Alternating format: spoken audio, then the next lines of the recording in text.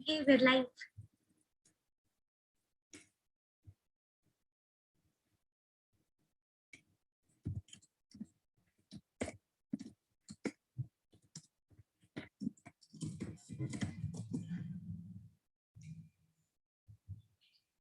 All right, good evening, everyone, and thank you so much for joining in on this Sunday evening. My name is Shruti Sundaresan, and on behalf of the team at India Science Festival, Fast India, I welcome you all to the last day of India Science Festival. It's been a wonderful 15 days of celebrating science with you all. We were on from the 8th through the 23rd, that is today. And we also have some post-fest events lined up for you all after today. So, you know, the celebration of science doesn't really stop today. It'll go on. And we're very glad that you've been a part of our journey. And I will not take up too much time. And of course, we'll have a vote of thanks towards the end of today. But we have some very interesting sessions lined up from 6 to 9 today. We're going to be talking about cinema and science. We're going to talk about the science behind Indian cooking. And of course, we're going to discuss how Indian science and technology is contributing to the world. And it's going to be really fun. So stay tuned and keep engaging with us. Of course, you can ask all your questions in the Q&A tab. Do tell us what you think about our sessions and fill in the feedback form. We have fun Twitter contests running. Take a screen grab. Tell us what you like about our sessions. Tag us on Twitter, and the best tweets get exciting prizes.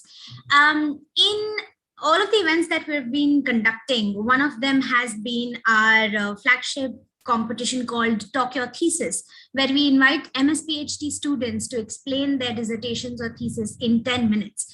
And it's a very difficult task to do, but we have had 5 finalists who have been absolutely brilliant, and they are presenting their thesis live at the festival, and out of these, the top 3 are going to win the competition. So today we have the 4th finalist who's going to be talking about her thesis with all of you. So can I please request Rubina to turn on her audio and video, and we'll do a quick test. Hi, Rubina, how are you doing? Hi. Am I audible? Yes, you're audible. Everything. So are you ready to present? Right, yes.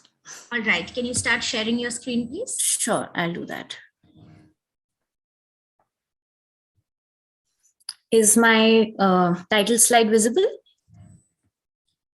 Yeah, everything is visible. We're good to go. Just give me 1 minute. Sure. All right. Let's begin, Rubina. Your time starts now. Okay, just a second. Okay. Hi, everyone. Good evening.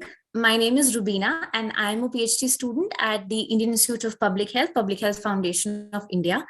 And I work in the area of cardiovascular epidemiology. And my topic is, do cholesterol-lowering drugs have an effect on our cognitive abilities? I will be breaking this down in the coming slides. But before I tell you the what, how, where, and when of my PhD work, I'd like to tell you a little bit about the why. I'm sure we all know somebody with a heart ailment. My father's uncle was one such heart patient I knew. He visited us every year, and his travel bag always had a cute little pill box that fascinated me. And I once asked him what all those pills were for. And then he told me about his heart disease. So since then, every time we met, we discussed these things. This consistently piqued the curiosity of the science geek in me and got me interested in cardiovascular diseases. Now, during my master's in clinical research, I took my first lesson in epidemiology, which is a term we now hear almost every day since the COVID-19 pandemic. So it's the study of people, the study of disease patterns and their risk factors in populations. So if I say that the COVID test positivity rate in Delhi is around 20%, we know this because of epidemiology. So epi soon became my favorite subject, and I decided to design an epidemiological study for my master's thesis. And around the same time, my father suffered a minor heart attack and underwent surgical treatment, post which he was put on cholesterol-lowering drugs called statins, which was also one of the components of that pill box. Now, this caught my attention, and that's how I got into cardiovascular epidemiology. Now, to understand what statins do, let me first explain a little bit about heart disease. So imagine an old water pipe that is clogged due to buildup of minerals and impurities along the interior walls over time. To put it simply, this is what happens to the arteries during heart disease. And this blockage is the consequence of the artery walls getting lined with plaque made up of cholesterol and triglycerides caused by an unhealthy diet, physical inactivity, smoking, alcoholism, or genetics. Now, this plaque impedes blood flow and could lead to heart attacks. This is where statins come in. They can lower the cholesterol and reduce the risk of cardiac events by 60% by essentially inhibiting the production of cholesterol in our body. So all those suffering from and at risk of heart disease are thus put on statins. It's well established now that statins are highly effective and widely prescribed. However, just like any other drug, they have a few risks. So a few months after he started his medication, my father complained of some pain in his arms and legs. I did some research and I found that muscle pain is the most common adverse effects of statins, and people experience nerve problems, increased blood sugar, and cognitive issues as well. But the problem is that there aren't enough Indian studies on the statin side effects. Now, you might ask why that is a concern. Well, that's because Asian Indians have unique lipid patterns, a unique drug metabolism, and our genetic makeup itself puts us at a higher risk of cardiac diseases. So we need more local studies to understand our population better. My master's thesis was on assessing the prevalence of muscle ailments among statin users, which came out to be around 25%. But I also found a 20% prevalence of memory loss in my patients, which wasn't even my primary objective, but it gave me my PhD research idea. Now, I was intrigued by this finding since I couldn't find much literature on statins and cognition from India, and even the Western literature was conflicting. Now, here's where things got interesting. In 2012, the US FDA introduced warnings for possible statin-induced memory loss on all statin drug labels. But we have research to show how prolonged statin use can impair as well as improve cognition, while some studies say that statins don't affect cognition at all.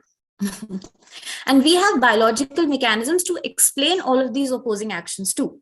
Fascinating, right? I'm trying to address a little bit of this ambiguity through my doctoral work. So this is my research question. What is the change in the cognitive status of adult statin users over a time period of 2 years? Now we come to the what, how, where, and when. So I have designed a longitudinal cohort, a longitudinal study, which means I'm following statin users for 2 years in time. If I start today, I follow them till 2 years from now, while measuring their cognitive levels at defined time intervals during this period. So at baseline in the beginning, then end of year 1, end of year 2. And at the end, I will assess a change in their cognitive scores and explore factors associated with this change.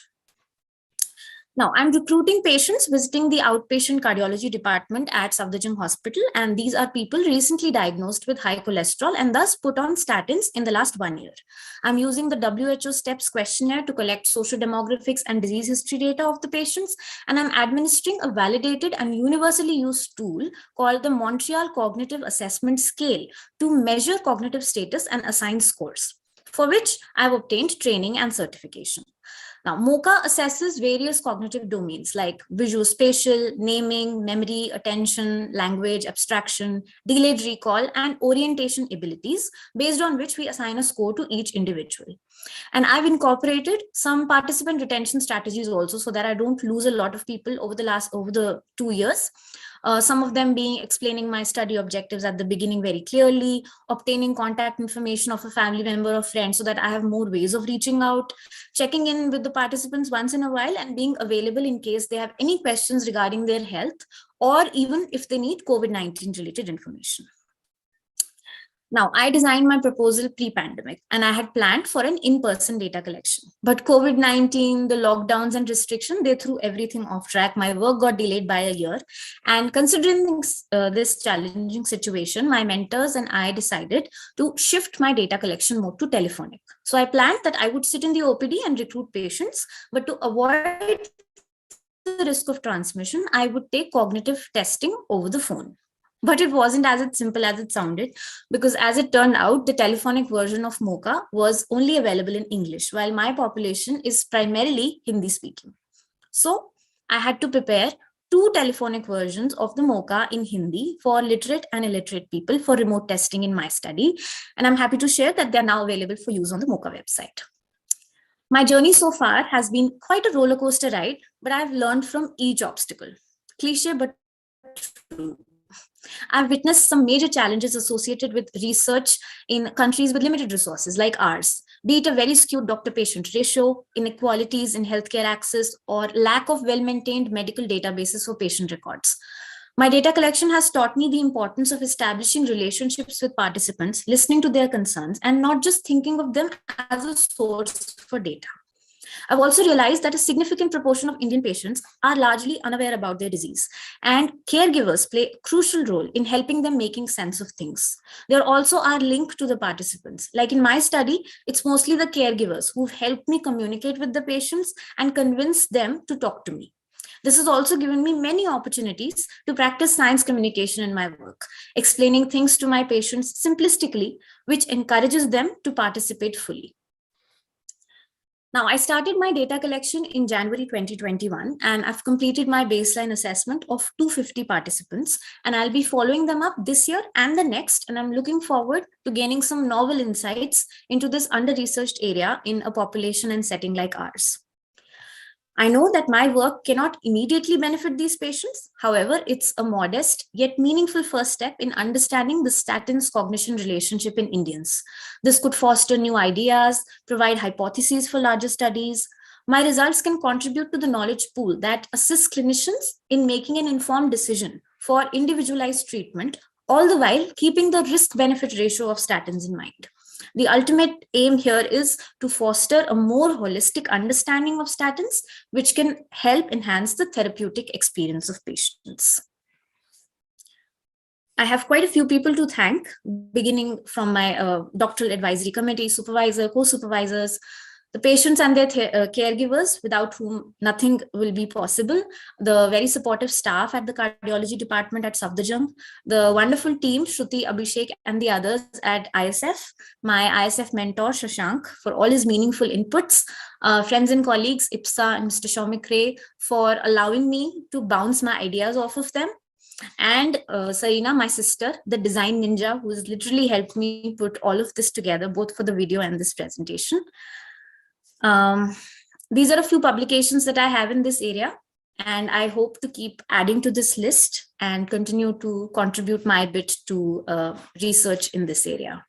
Thank you for being a wonderful audience, and thank you for giving me this platform to talk about my work and to share what I'm doing. Thank you so much.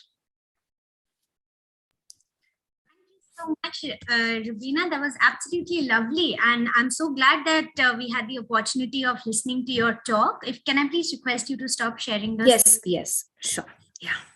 So thank you. That was absolutely lovely, and here's hoping that the best candidate wins the competition. But really, thank you. And your presentation was testimony to the amount of hard work that has gone into this field. So very well done. And thank you, Shruti. All right, thanks, Rubina. Thanks a lot. And with that, I'm just going to quickly request our panelist and moderator for the next session on science and cinema to please turn on their audios and videos. We're very excited to welcome you all at India Science Festival. And with that, I'd like to request Dr. Sara Iqbal, our moderator for this session, to take it forward. And the session is going to be quite an interesting one. So just want to tell our attendees to stay put. And with that, Sara, over to you. Thank you, Shruti, and no pressure, Minhaj and Munmun. We have to make this a very exciting session. But thanks a lot, Shruti, and a very warm welcome to everyone to the last day of the India Science Festival 2022. Hi Munmun and hi Minhaj. I'm really excited to be talking to you about your upcoming film, written out of history, forgotten Indian scientists, that feature three lesser known Indian scientists, perhaps not lesser known in the scientific and medical communities in India, but not very well known to the world at large. And I think films like these are important not only because they tell exciting stories of scientific discoveries of science, but they also humanize science. I mean, they tell you that there are people working as scientists. They are the ones who are generating this knowledge. They're the ones who are behind these scientific discoveries. And at the end of the day, science really is a human endeavor, like everything else. So, and I'm also particularly thrilled to be talking to you about this because I followed this project from the very beginning when it was still an idea on the paper, and now to see it come alive, quite literally is just wonderful. And so before we dive into this conversation, I think let's give a little glimpse into these wonderful short films that Munmun and Minhaj and their teams have put together. And so let's take a look at the trailer. So this is the official trailer launch of the film Written Out of History, Forgotten Indian Scientists. And this film is supported by DPT Wellcome Trust India Alliance and InSTEM and CBS Bangalore. So with that, let's, Shruti, can we take a look at the trailer, the first trailer?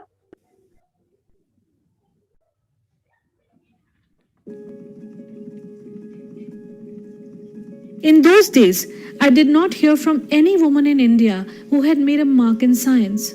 Academically brilliant, she had vision, she was bold, and she would see to it that her point of view is taken in a male-dominated academic world as well.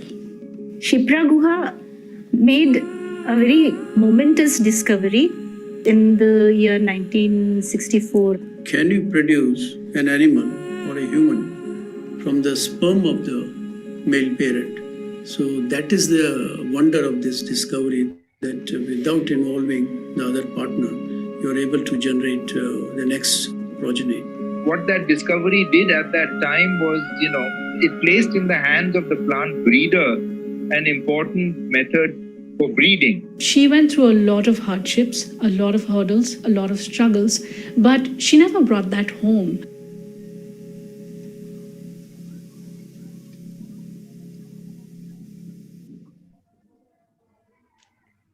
Wow. So if the trailer is anything to go by, I cannot imagine how visually and intellectually compelling these films are going to be. And in fact, I must spill the beans to the audience that I have in fact seen one of the short films, and it's absolutely riveting. And if you have any interest in science or scientists or in history or in human interest stories, I would encourage you to watch these films when they come out on 28th of February. So before we dive into learning more about the film, the process behind it, it would be great to hear from both of you about your professional journeys. So Minhaj, you are actually a cell biologist. You are studying, how a cell functions really, and Munmun, you of course are a filmmaker, and you're done a lot of fun, wonderful work in wildlife filmmaking and also in science filmmaking. So maybe just tell us a little bit about yourselves, how you've come to do what you're doing today, and yeah, what really inspired you to do what you're doing today. And so Minhaj, maybe I can request you to go first, and then Munmun, you can go after him. Sure. Thanks, Sarah, for having us today. It's an absolute delight to talk about these movies, which has been heart and soul for us, including Moon has put a lot of effort, and her team. I'm quite excited that it's the build-up is coming up, and we will have it finish this and able to have for public consumption. So for people who don't know me, I am Minhaj Sirajuddin. I am faculty at InSTEM. My previous, as Sarah pointed out, I'm a biochemist, biologist, cell biologist. You can put me in whatever bin you want, but I'm a biologist at heart. And we use modern molecular biology techniques to understand aspects of how human biology works. I also had previously did my postdoctoral work in at UCSF, and then my PhD from Germany. What interests me in doing this, I think there will be some questions in the coming minutes, so we can address that. But this is my regular daily job. Over to you, Moon. Thanks, Minhaj. Thank you, Sarah, for all of those kind words. We're really excited to have the trailer out. Just a little bit about myself. So what actually opened up my mind, I just want to take it back to the origin. at the age of 15, when I was studying in science in school in India, I had got the opportunity to actually go to the US for a year. I applied for this scholarship for like a foreign exchange program. And over there, I got to study subjects like ecology and sociology in my 11th grade. And that's when my mind was just sort of blown away. And I was like, wow, these are things I can study. So it was always the outdoors and wildlife that interested me the most. And after coming back to India, I studied a lot of, I did my bachelor's and master's in media, like mass communication. And documentary filmmaking really caught my interest. And I've just been looking at working with wildlife biologists. So my interest in science sort of primarily comes from there. And, when I look at the other work, the basic science work that goes on behind the scenes, it's just so fascinating that it seems like a never ending journey that'll perhaps go on for me. Yeah.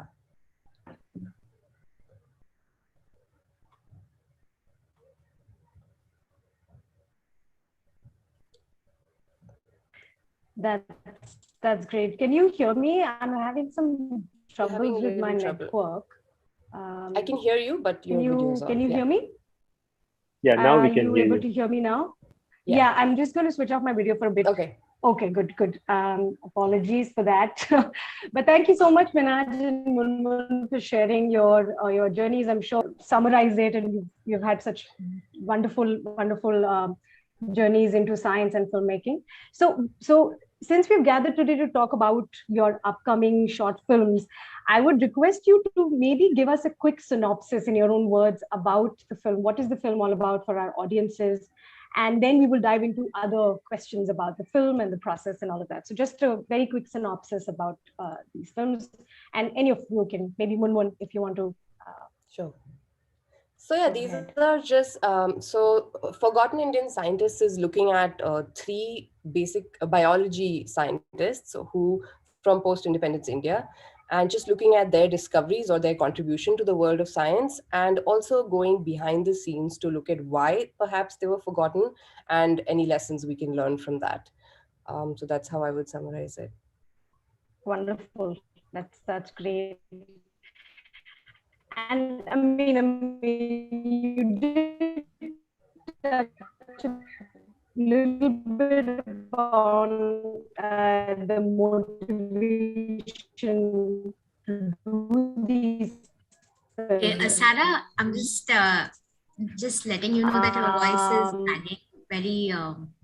Maybe I'll switch off my video because the network seems to be very unstable today. Can you hear me, Minhaj and Munmun? We can hear you now. I think I'll have to keep the video off. Can you hear me now? Please, sorry, I don't know why this is a problem today. We can hear you. We can hear you once the video is off. Yeah. Okay, wonderful. So I can imagine that maybe the motivation to do these films for the two of you might have been different or similar. I don't know. I mean, so what I would really love to hear from you is how did you guys come together to make these films, and what was really your goal behind bringing out these stories? Of course, Munmun, you touched upon that a little bit, but maybe just tell us how a scientist and a filmmaker, which came together to do this project. Yeah. I'll just give a quick intro to that. I think of all the kind of films that are out there, films about scientists would be impossible to make without having very solid research behind it. So that was one of the reasons why it has to be a solid collaboration between a filmmaker and a scientist. Mm-hmm.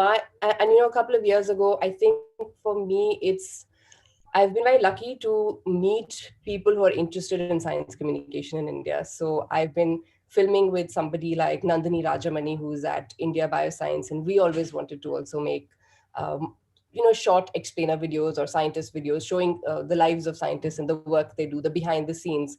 But things just didn't materialize then. And over the years, I just met more people at NCBS, and Minhaj and I met, and we wrote to India Alliance.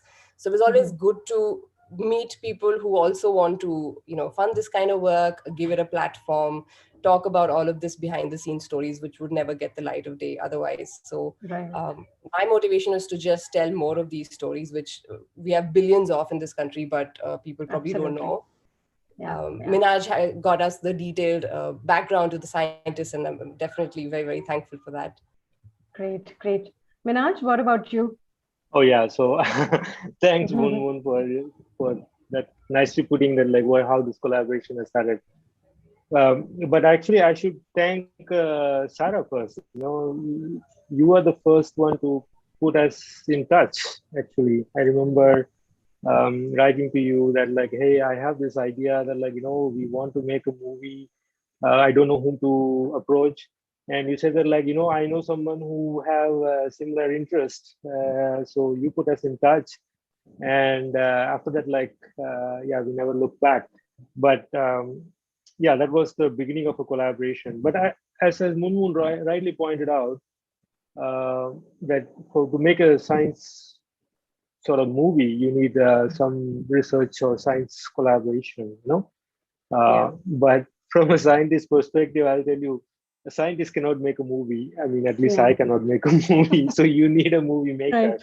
Right. So this is how collaboration. I mean, we bring in certain sets, skill sets, which complements, and then like makes it a bigger than some of the parts. So, right. That's how right. Interesting. And so, what aspects of their stories of you've featured 3 scientists in these films. So, what aspects of these stories really resonated with you, or did one of these stories resonated more than the other?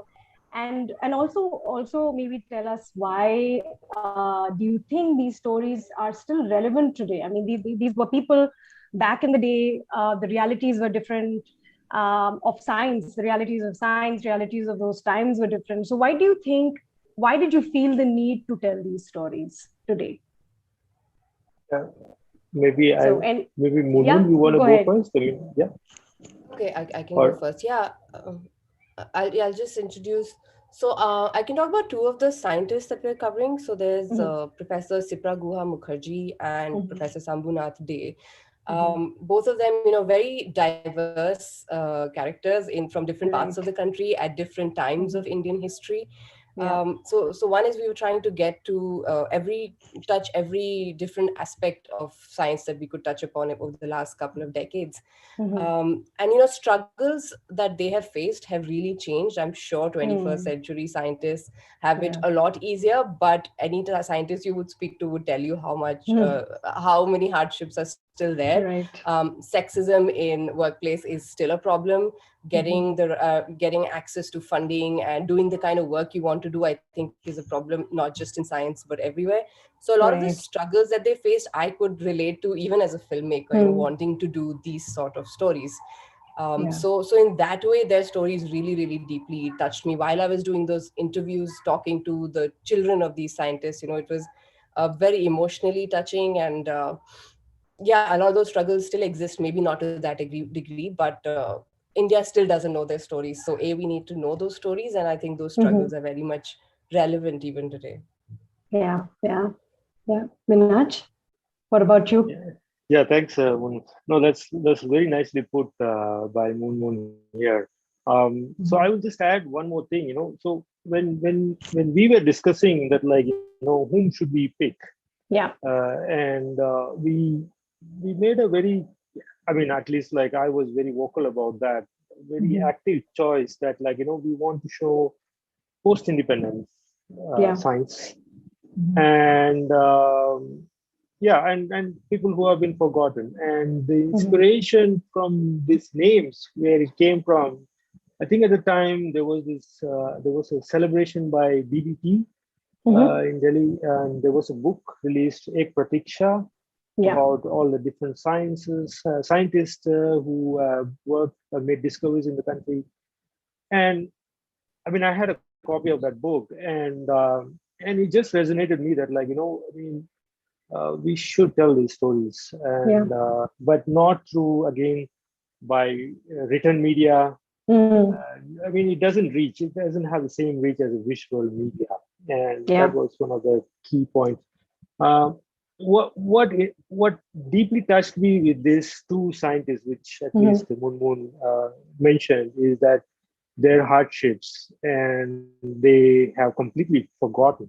Even if you ask about Sipra Guha Mukherjee's work, some few plant biologists are like, yeah, I know that work, the half-life generation.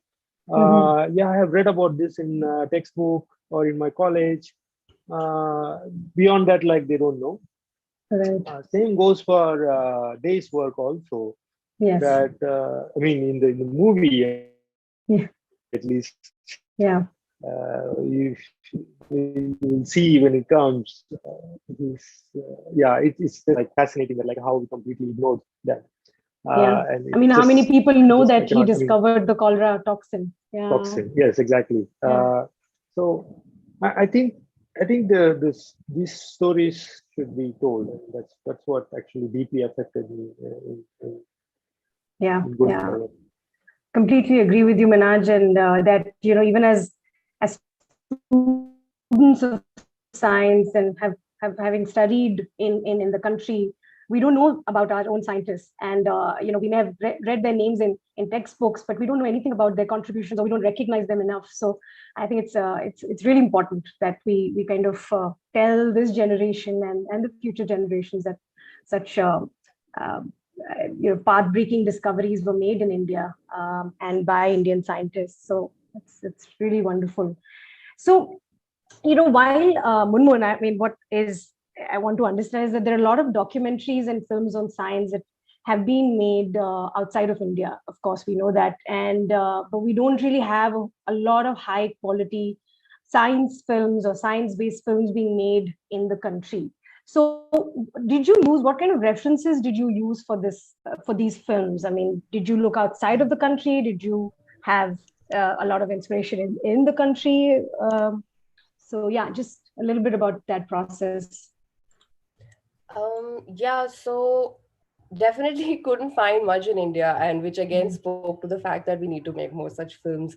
I watch a lot of online content right now. If it's not like big films, even like short videos is something I'm very much interested in. And even a lot of like publications have their own YouTube channels now. Nature has one, NPR has one, The Atlantic has one. A lot of them have a science YouTube channel where they do these short explainer videos, which are very fascinatingly done. So I've generally been a fan of those things, which is like, I think in the last 5 years, these videos have become really popular, where anything you want to find out, you can get a quick 3-minute explainer about what it is, what its origins were, and how it affects us today. And I thought, why do we not have those in India? So interesting. Those short videos generally were in my head. And as a film student, I'm fascinated by the world of cinema, and having these historic characters, it was really nice for me to be able to take facets of film and use that in these docs, just be able to film things cinematically, go to the real locations, meet the real people. So I did mix a lot of different kinds of filmmaking techniques to do these. I'm going to share actually a couple of references in the chat, which I had saved for later. I was going to talk about these, about films we can look at. Wonderful. But some of them were also my references, especially I think there were these 2 films which came out around that time on Netflix, which were these very big, like feature-length documentaries from our part of the world. So there was one in Iran called Secrets of the Surface, and there was one in Pakistan about Abdul Salam. So those were very, very interesting to me. So I saw that the theme is very similar, of looking at very, very old scientists who are forgotten, who've done incredible work. So these 2 films were thematically the closest to what I could find in India. Sadly, I don't think I could use anything as a reference. Right. No, but that's really interesting, and thank you for sharing that list with us. So I mean, on that note, actually, I mean, can I ask you for what are some of your favorite science films, or science-based films, and it could be fiction or non-fiction, whatever. Just something maybe the audience, if they've not watched these films, maybe after this discussion they can go and check those out. But would love to know. Sadly, I'm not a big fan of science fiction, but what I do like are very, very like real and like autobiographical films. So Homi Bhabha's film, which it's not a film, it's a series which is about to come up now on Sony Live. I just saw the trailer like this week. called Rocket Boys, which seems very similar to October Sky, which was such a famous like Hollywood film. So films like that, I really, really enjoy watching. Yeah, I think that's what I would go with. Minaj, let me hear what you like to watch. Minaj, what about you? Well, I'm a big consumer of sci-fi films, and I like all the Marvel movies. But actually, the recent one, Don't Look Up. If you haven't seen that, like, it's a fascinating account of how scientists think and react to world politics. It's actually so true. That's how we are mostly. I'm also looking forward to this the Rocket Boys, which is going to be, I think, like probably the first of its kind, which might be in India. Again, like I think, like one more point I wanted to stress here is there is also a lot of good movies in terms of space and physics, physicists and mathematics. Not much on biology also, even across the globe. So there is actually a big niche in there if somebody is aspiring to make some good biology movies. That's a good point. Anywhere in the world, go ahead. So I have a small thing to say about there's one more reference that I have. I watch a lot of New York Times op docs, and they have a series called Almost Famous, which are these really like deep 10-minute short films, very deep personal interviews of people who could have made it but didn't. And they have done a science episode of a female scientist who discovered something in the skies. I don't want to get it wrong, but I think it's definitely worth a watch. And so I was very inspired by those sort of short but so like deeply emotionally connected films about people who've done such incredible work. So I definitely gravitate to those sort of films which give you that emotional side of people's struggles and where they could have been if you knew about them. Yeah, absolutely. That's so interesting. For me, I think the Imitation Game on Alan Turing's life, I think that was phenomenal. I think that was a really interesting science film on a scientist that I watched. So, of course, I can't help but ask you this, when you shot these films during the pandemic. So I cannot even begin to imagine how difficult the whole process must have been for you. And so maybe tell us about what were some things that you maybe took for granted in your filming process before the pandemic that, the pandemic really brought to the fore and told you that, these are in peacetime, these things are easy, but these can also be very challenging and you've been taking it for granted. And I guess just take us through the behind the scene process of pulling off this project during possibly one of the most challenging years that I think humankind has witnessed. So please share your experience. Yeah, the timing couldn't have been worse to greenlight this project. But I think we all took everything for granted. And with filmmaking, what happens is generally documentary is such a gamble. Like you get what's real on the ground. So anyway, we have no like blueprint. We don't really know what we have a rough script idea, but things change. So with the pandemic, what has happened? What was a good and a bad thing is that scientists took COVID very seriously. Which is amazing because most people in India did not. But it was really terrible for the shoot because they took it very, very seriously. So nobody really wanted, throughout 2020, 21, nobody wanted to meet people for a random interview. Everyone was nicely shut in their homes. Institutes had extremely serious regulations and COVID protocols, which is good, but it definitely meant that we couldn't do like a charted out shoot schedule where you go and finish in 5 days and come out. And usually documentary shoots are very very fast paced. You just sort of, you don't waste any time. You slot 1 week for one film and you meet one person after the other, which is what I did with Sipra Guha Mukherjee's film. So it was luckily just the week before the pandemic began and I was in Delhi for that shoot. And I luckily knocked it off, didn't know the pandemic was coming. And then when the whole thing blew up, there was just no shoot for a good year almost. Just Gosh. also because the scientists we wanted to cover, a lot of them are even their children or their family members or their colleagues are much older, so Right. they were definitely in the danger zone when it comes to the disease. So we didn't want to, even if we got ourselves followed protocol, got ourselves COVID Right. tested and went there to meet them, it was still risky for them to Right. do this for the film. So it just put us in a very tight spot of, even if we have crew ready, we have people ready, but how do we then convince people to come on camera? Right. And one of the conscious decisions we took was to still have this live action video film Right. and not rely just on Zoom interviews. We just thought it's the first time we've been given the opportunity to make such films, and Right. we want to put our best foot forward, and we can, if we're allowed to wait and we have the time, then we want to do it the proper way. So yeah, Right. pandemic has just meant a much longer shoot schedule. And Right. currently, I have a very dedicated team of people who are sitting in every different corner of India working diligently from home. So let's hope that ends soon for everyone.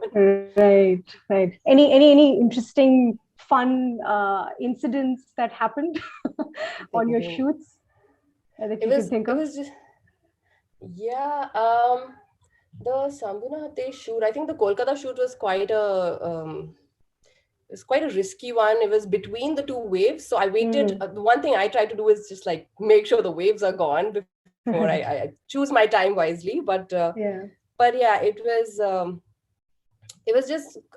one of those times where I just had to pack my bags and go, because I kept waiting. I kept trying to be really polite in the sense of maybe I should not meet these people. They're older. I shouldn't push. Even if we do outdoor interviews, it's not nice.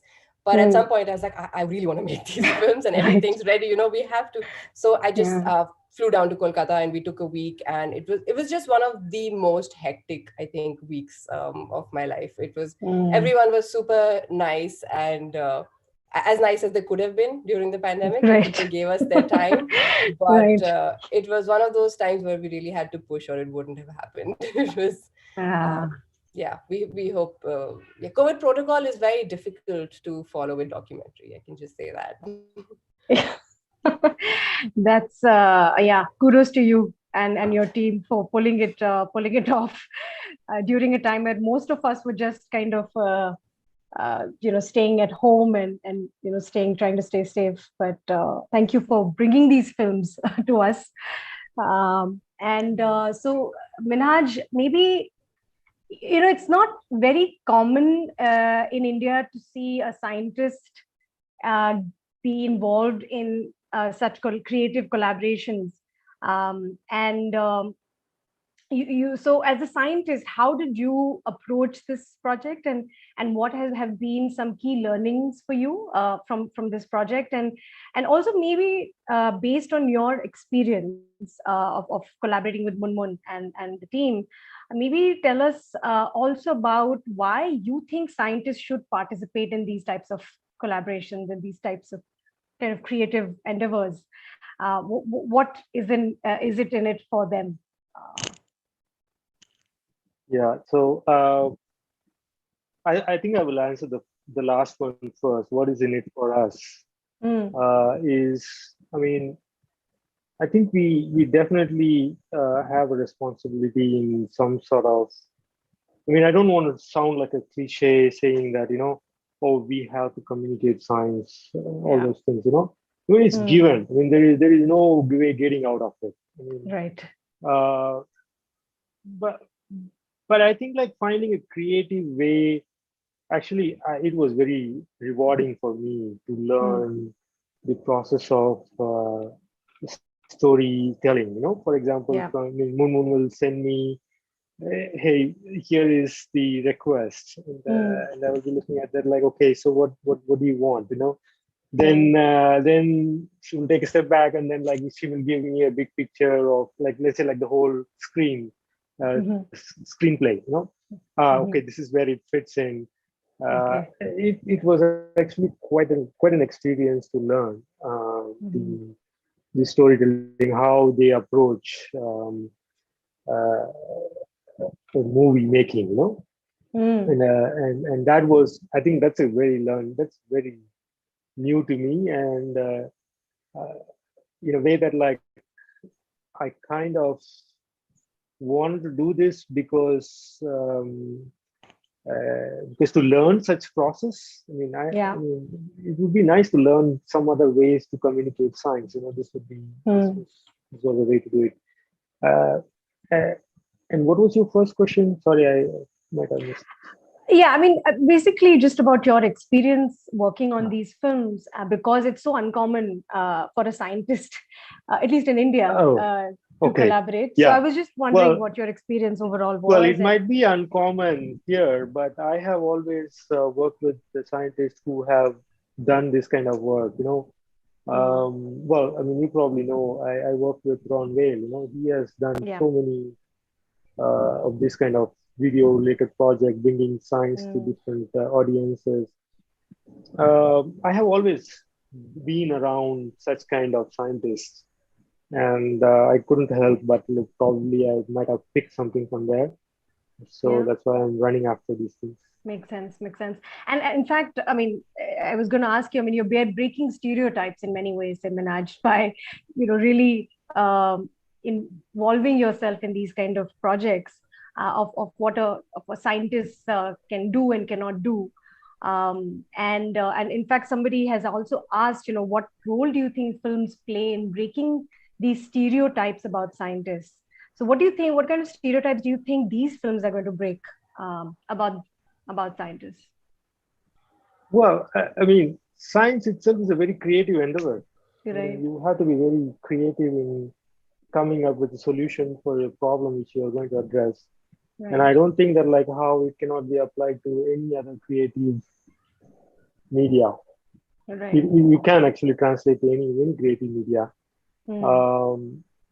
And breaking stereotypes, what would the world will learn? So, people think that like scientists are very unapproachable. I mean, rightly so, because when Moon will testify that like when you write to such people, barring very few exceptions, most of them will say like, yes, we would like to talk. Yeah. So I think that message can be also communicated through this media. Right. That scientists are approachable. They're not scary people. No, they're not. You can talk to them. They're nice people. Yeah. That's a good point. Munmun, what about you? What do you think? Yeah, you know, within the process of this film, I just got very lucky with having Minhaj as the collaborator, because he really trusted me a lot, which sometimes when you both have like say an equal footing within the project, like I won't name names, but I worked with people who would say want to give a lot of film inputs, for example, and try and be a scientist and a filmmaker. But here I think this is the first time where both of us like stood in our lanes, and I think we've been able to achieve a lot because of that, where I was like, I will give inputs on this and you will help me with the science of it. And you know, just even the in terms of the stereotypes we'll break, I think the three films themselves thematically break their own stereotypes. We're talking about cutting edge science that's happened in India in the 50s. We're talking about a woman who is very creative, has run a family, and talking about has made major discoveries and what you know, all of that meant for a woman in the 60s. And we're looking at people who've put other people's or industry, you know, the entire network of scientists ahead of their personal careers, and you know, looking at science in that sort of a wholesome way. So the three people that we've picked, I think, give a very nice overview of what science in India was and can be. Also, in terms of the making of the film, you know, I wanted to talk about the team that I had. In terms of the making was one of the first times where I really had to step back. I was like, I usually work as a single one-person filmmaker, you know, so I'm now starting to step back and hire more people who are better at what it is that they do. So with this particular series, it was more important than ever, because you don't want to get the science wrong.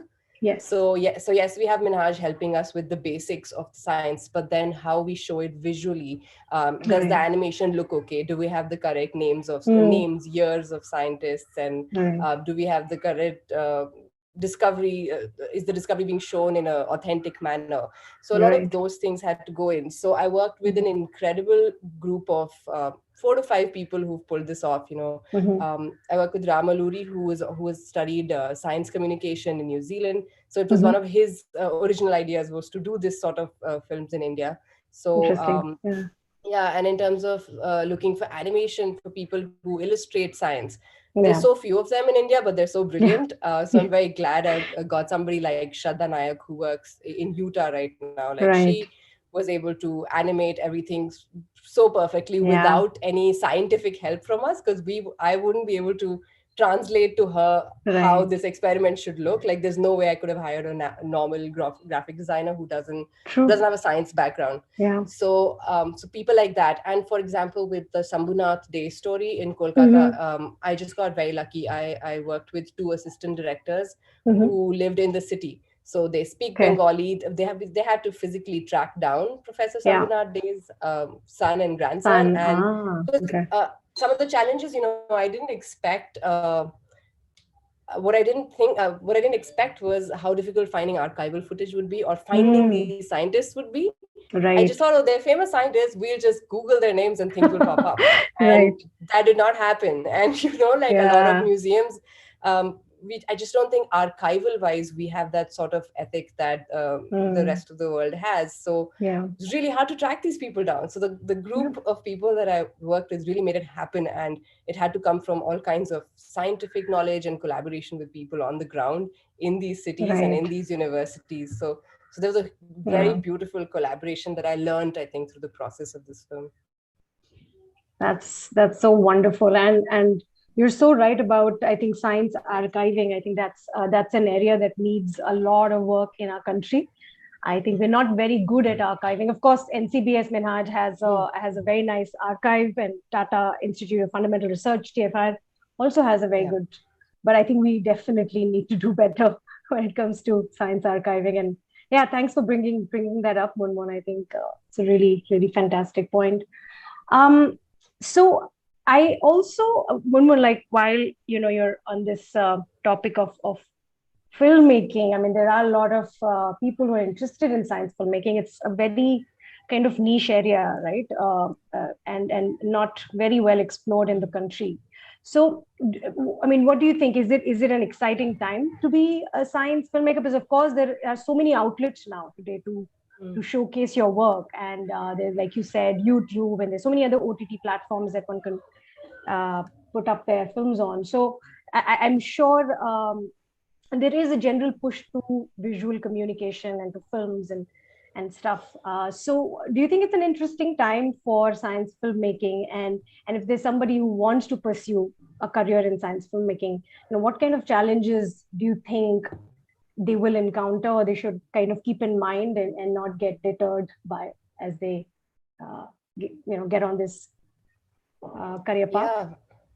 Yeah, no, I think right now is a better time than any other time in history to be a science communicator. There's definitely a lot more opportunities every passing year.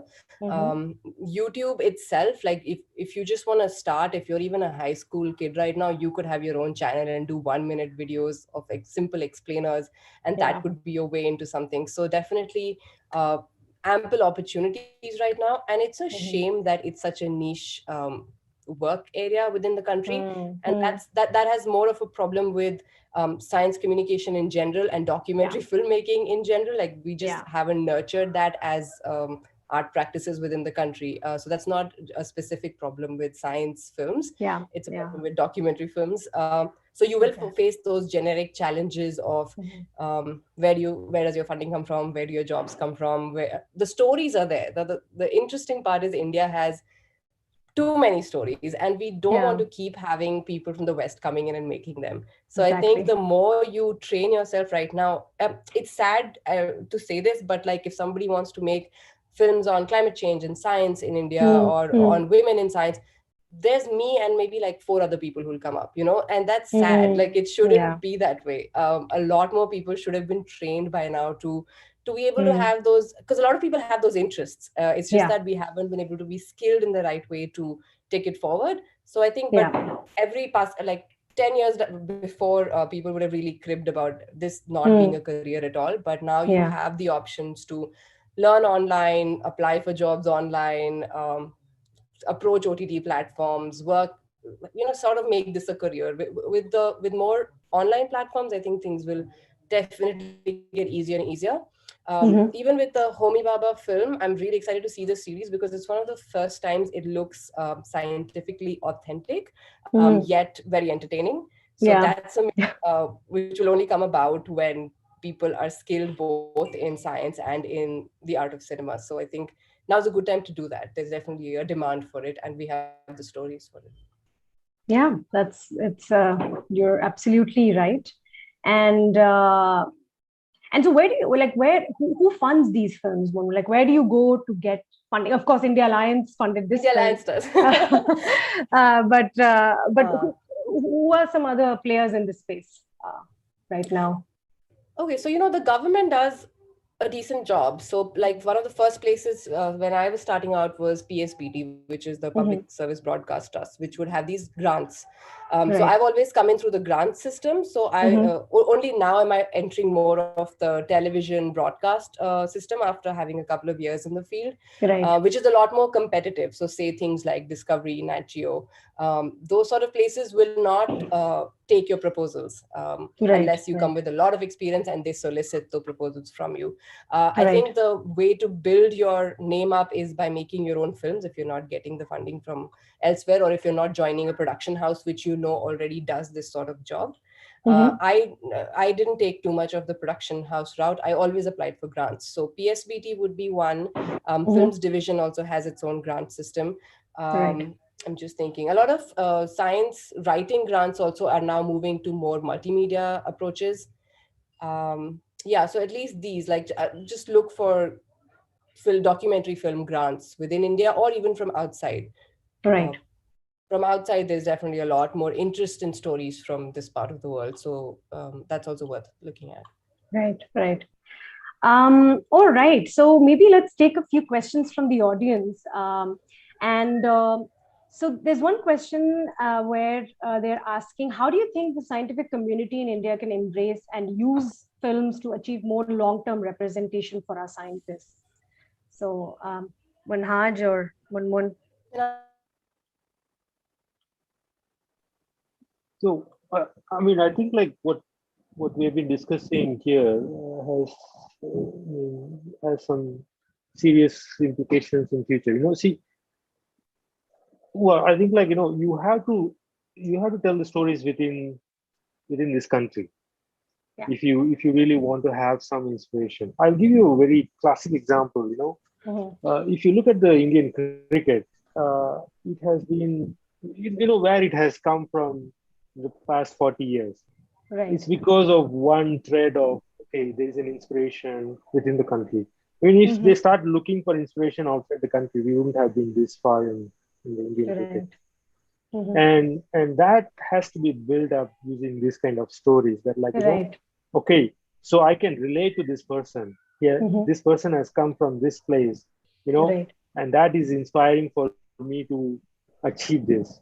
That will have a snowballing effect. I think like that is very important, which can be achieved through this media. No,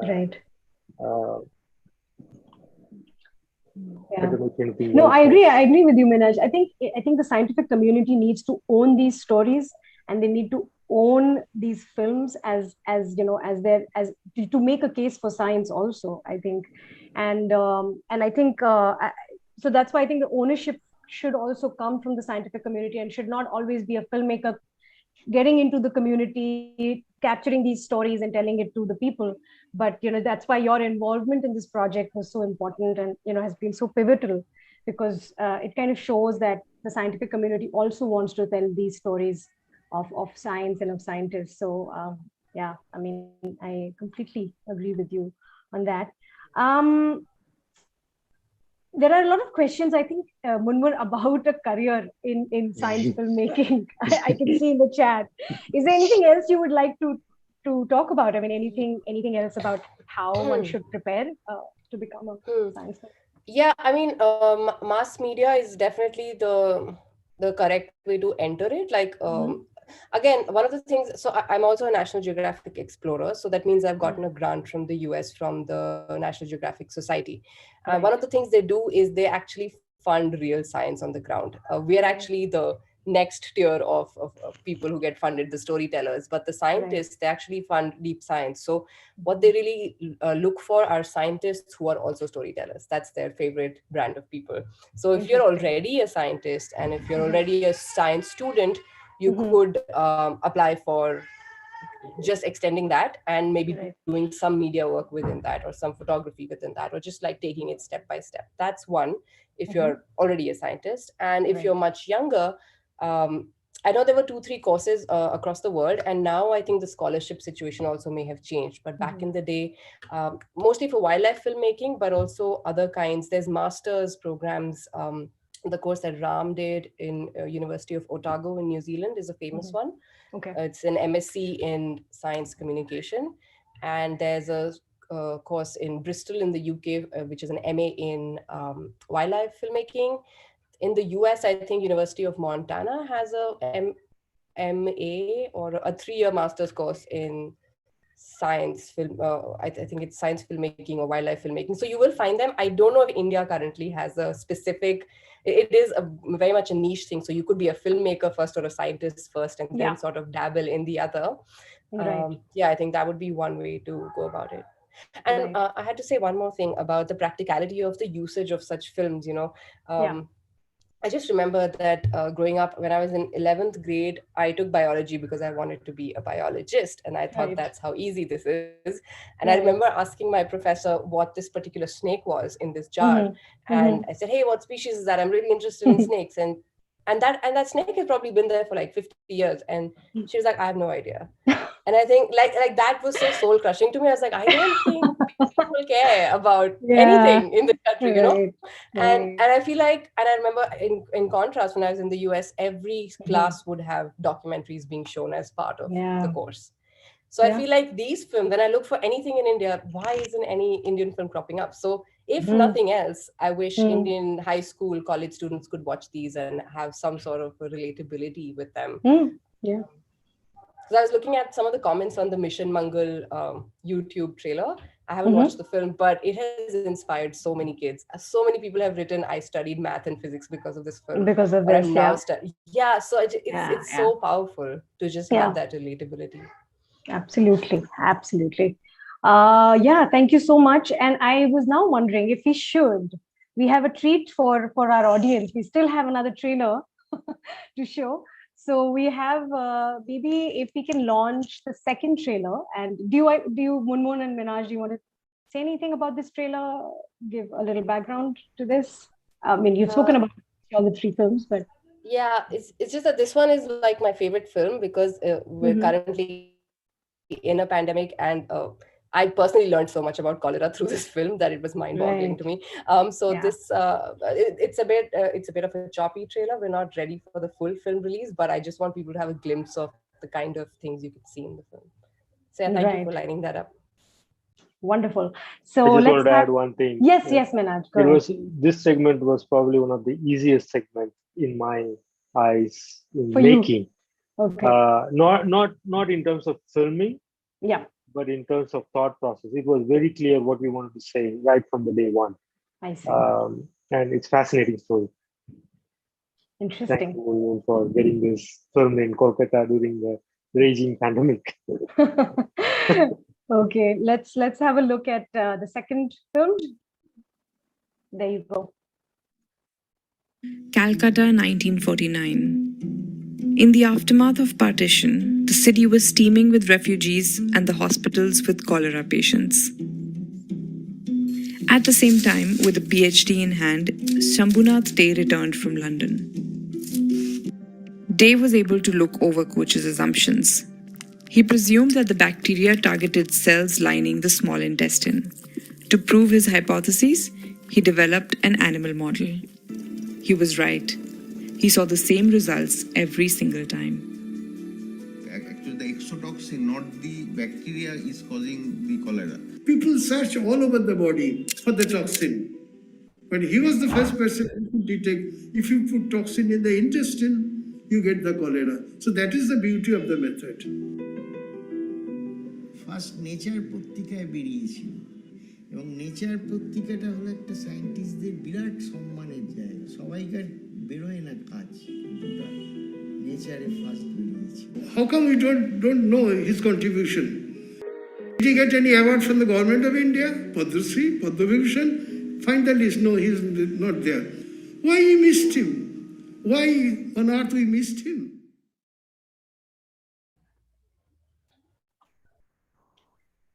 That was very, very fascinating, wonderful teaser. And I'm sure it's got everyone even more curious about, what these films are going to be all about. Munmun, is there something you want to say? Or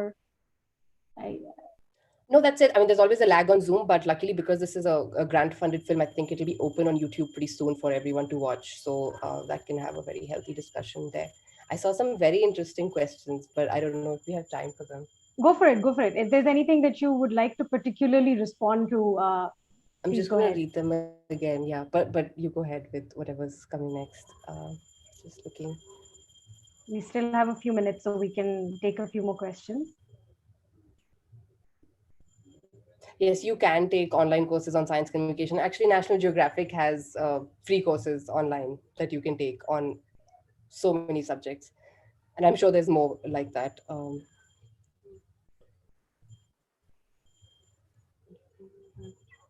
How did you convert an autobiography into story? It was very difficult. There was, for the reasons that I mentioned, that a lot of the information is just not out there. So it took a lot of reading online. You have to do a lot of actual scientific research and go into their scientific papers, go into the other autobiographies people have written, try and piece the history together, try and talk to current scientists who are working on the same topic, and also talk to their family members to get the personal story out. Actually, a lot of the archival images we got on this film are from the family members themselves, which was really lovely, but also a little sad. Like I literally had to go into their homes and like open their suitcases and see, oh, this is where this wealth of archival gold is lying. And it's, I wish they get better spots after. Yeah. I think that's another very important message these films can convey, is like we need better archiving of science content, of scientists' contributions, and that's. And I think a really nice archive like NCBS will give these scientists that trust in the system, where right now, I mean, these are very personal objects, obviously, so people are hanging on to them for that reason, but I think it can inspire others if shared. And that will only happen once the facilities are as good as what something like NCBS has offered. Absolutely. It is helpful to have sound technical. Sorry. Sorry, so I'm sorry. With in the interest of time, we're almost at 7:00. So I'm just going to wrap up and ask you just one last question, which is, can you both tell us why people should watch these films? Just very quick, answer about why invite people to watch these films when they're released next month on 28th of February, and also maybe just very quickly tell them about where they will be released and if there are any plans for another launch. So Munmun, you can go first if you want. I'll just make it quick. So the films will be launched on India Alliance's YouTube channel, and if you just follow me online anywhere, I'll post about it next month, and they should be open for everyone to see. And apart from that, why people should watch it, honestly, it sounds boastful if I say it, but I don't think content like this exists in India. Just real stories about people who work so hard behind the scenes, making science happen. So I think everyone will take away either the emotional aspect of the scientists' lives, or they'll learn something about the way the world works when they step away from this. Like I personally learned about cholera through this. Like I learned about so many things just in the making of these films. So I think you learn just a little bit by watching something like that. Yeah, that's lovely. Minhaj? Yeah, so thanks, sir. So I think why you should watch this movie, because it's our story. This is from your country. And even if you have done a science at some point of time, you will probably understand, but you should also encourage your family members or friends who are not doing science to look at this, because we have made every effort to so that like it can be reached to anyone who watches this movie, that's why you should watch this, because this is our story. Okay, and where it will be available, it should be available freely available in a YouTube channel, because this was done by a publicly funded resource from DBT, Wellcome Trust India Alliance Public Engagement Award. So they are the production company in this case. So they have mandated us that, like, this should be available freely to everyone to watch. And we will hopefully make every effort to publicize this so that like it reaches to schools and colleges. And that effort will be the ongoing effort even after the film launch. So I hope you will enjoy them, and keep a watch out for the Twitter handles or social media handles for the launch. And, Thank you so much, Minhaj and Munmun. I really enjoyed, as always, talking to both of you. And thank you so much also for making these films. And we need to make more films on science, on scientists. And also films, like you guys said, is a very powerful medium to inform, educate, and empower people. And we really need to start investing in telling more stories of science through films. And I really hope also that more scientists and filmmakers like you, both of you, come together and continue to push these boundaries and also, boundaries of what's possible in this space in the country, so that we can make science more accessible and more engaging. And also so that we can share more stories of Indian science and scientists to the world. And so thank you so much, both of you, for what you do. And I'm at least really looking forward to watching these films, and maybe India Science Festival can also circulate the films when they're out, so that a lot more people can watch it, and especially the audience that's come to listen to this conversation also gets to watch it. So thank you everyone for joining in. Thank you. I hope you enjoyed listening to this conversation, and I'm now going to pass it back to Shruti. Thank you again, Minhaj and Munmun, and all the best with the launch. Thank you for having us. Thank you for giving us a voice on Short Talks. So much to the panelists as well as the moderator. Sarah, thank you for beautifully taking the session forward despite the internet issues. And of course, I'm sure that the audience had a lovely time listening to this discussion. As we can see in the Q&A tab, we had so many questions. And I must tell you all that the film will be released on the 28th of February. On YouTube, so it will be available for everyone to see. So please stay tuned, and do keep a lookout for updates on Munmun and Minhaj's film. And there are some lovely comments that you all dropped in about the session being very informative. Thank you so much. We're very glad that you enjoyed it. And now moving on to the next session for the day, which is going to be equally exciting, if not more. We are going to be exploring the science behind Indian cooking in an ISF book talk. If I could please request Suchita Champak, the interviewer of the session, to turn on her audio and video. And of course, we have Krish Ashok with us, the writer of the book, who has joined in. Thank you to you both for coming on board India Science Festival, and we're so excited to hear more about the book and the process behind it, because this is a topic that I really think hasn't been explored previously. And it's great that we've gotten the opportunity to host you both at ISF. So Suchita, over to you. Please take this session forward, and to all our attendees, please feel free to drop in questions for Krish in the Q&A tab, and he'll take them towards the end of the session. Thank you. Awesome. Okay. Hello, everyone. And thank you so much, Shruti, for inviting me to take this session on. It's my pleasure to be here today and have this exciting conversation with Krish Ashok. Hi, Ashok. It's a pleasure to have this chat with you. And I love your Zoom background. Yes. I know this, this fireside chat and the purpose to have this informal conversation about your book and how you thought about it while you wrote it and all of that. But today I want to start this conversation on a very, very serious note. I am now seriously reflecting on how my life decisions will be influenced by this book and how my persona evolves amongst my family. I mean, yes, you got it right. The so-called plan for tomorrow, you are going to be doomed if you haven't thought about it every day. That is what and how I should cook for my breakfast, lunch, and dinner. And about my evolving persona. Yes, well, thank you so much for making me wiser in front of my mom and mother-in-law from this book. Thank you so much, Krish. Yeah. Absolute pleasure. Absolute pleasure. Thank you. Thank you for inviting us. All of you all, yes. For all of you all today, I mean, this is the drift of how the book goes, and it's so much fun to read, and it's such a stimulating book that it certainly needs to sit on a shelf of its own on my kitchen. So I'm going to try and layer our conversation how Ashok has taught us to layer and get the most delicious biryani out from your kitchen. Thank you so much, Krish.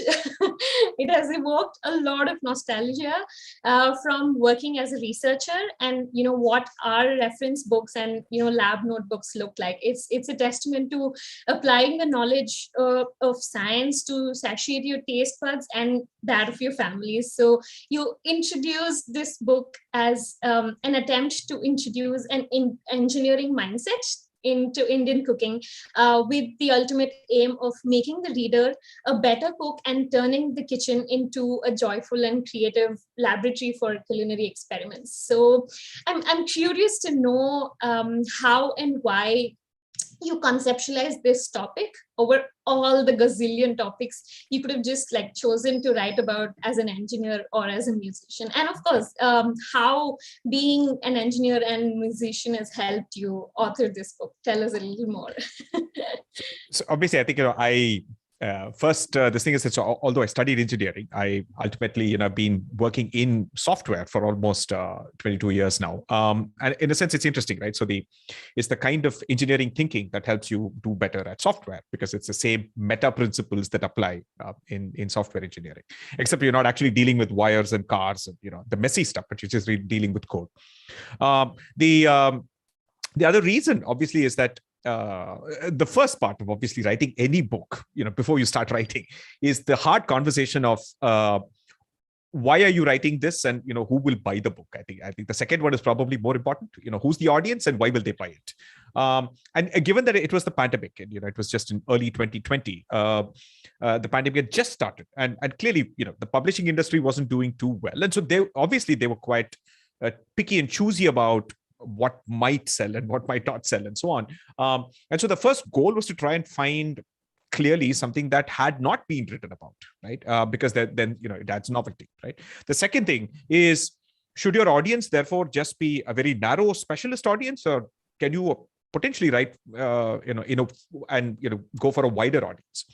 The latter is often very hard to do, right? Especially for science communicators, because it's very easy for science communication to keep the scientists happy and keep the communication exactly just purely explain their jargon in exactly those terms, state all the caveats they stated their white papers, and call that science communication. But unfortunately, that's not how people need stories. People need simpler models, if you will. And I think sometimes scientists don't like that. So clearly the idea was to say, no, don't write for nerds, don't write for engineers. Okay, so don't write for your target audience that you've always been comfortable in your life. Young men working in IT, right, who don't know how to cook, write a book for them would have been a relatively easy thing to do. More jokes, more science, more equations, all the usual stuff and so on, right? And I think the folks at Penguin really nudged me to say, no, aim for a wider audience. And I think that's what, in that sense, I have to give them credit to say that they actually gave me a challenge, saying that, look, all your copy editors are arts and humanities students who have hated science all their lives because of terrible teachers in school and terrible textbooks. If you can write a book that demystifies the thing that they're already good at, which, by the way, again, the goal was to say that most people already know cooking. You don't need to understand science to know cooking. All our grandmothers and mothers and everyone else intuitively knows what happens. They may not understand the science behind it. So one, you explain that without seeming like patronizing and saying that, hey, this is how it works. Your idea is wrong. You're explaining what they already know in a language, in the model that they understand.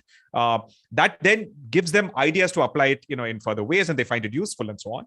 And two, more importantly, not talk down to them. Don't presume that they understand the terms that you use and so on.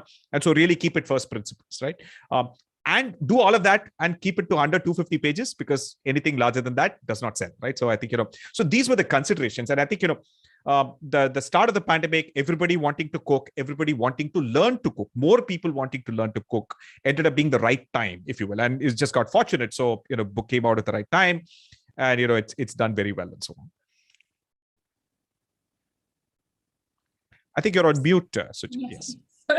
Yeah. So do you want to take a minute to talk about the name and how, why you decided to call it Masala Lab, and the tagline?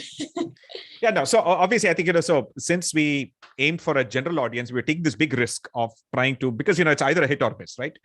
Because, you're going to publish more, you're going to keep it paperback, and you're going to reach out. In sense, the upfront spend is a lot more. They had to pay a lot more attention to the name. And so, in fact, I think the first draft of the name was Masala Laboratory. How science and engineering can help you make a better biryani was the tagline. So that was actually the tagline. And then obviously the marketing folks said, boss, okay, it's too big, etc. Let's shorten it. So laboratory became lab. And then my editor said, just keep it the Science of Indian Cooking. After she read the draft, she said, okay, fine. Let the biryani thing be the final, the dessert, if you will.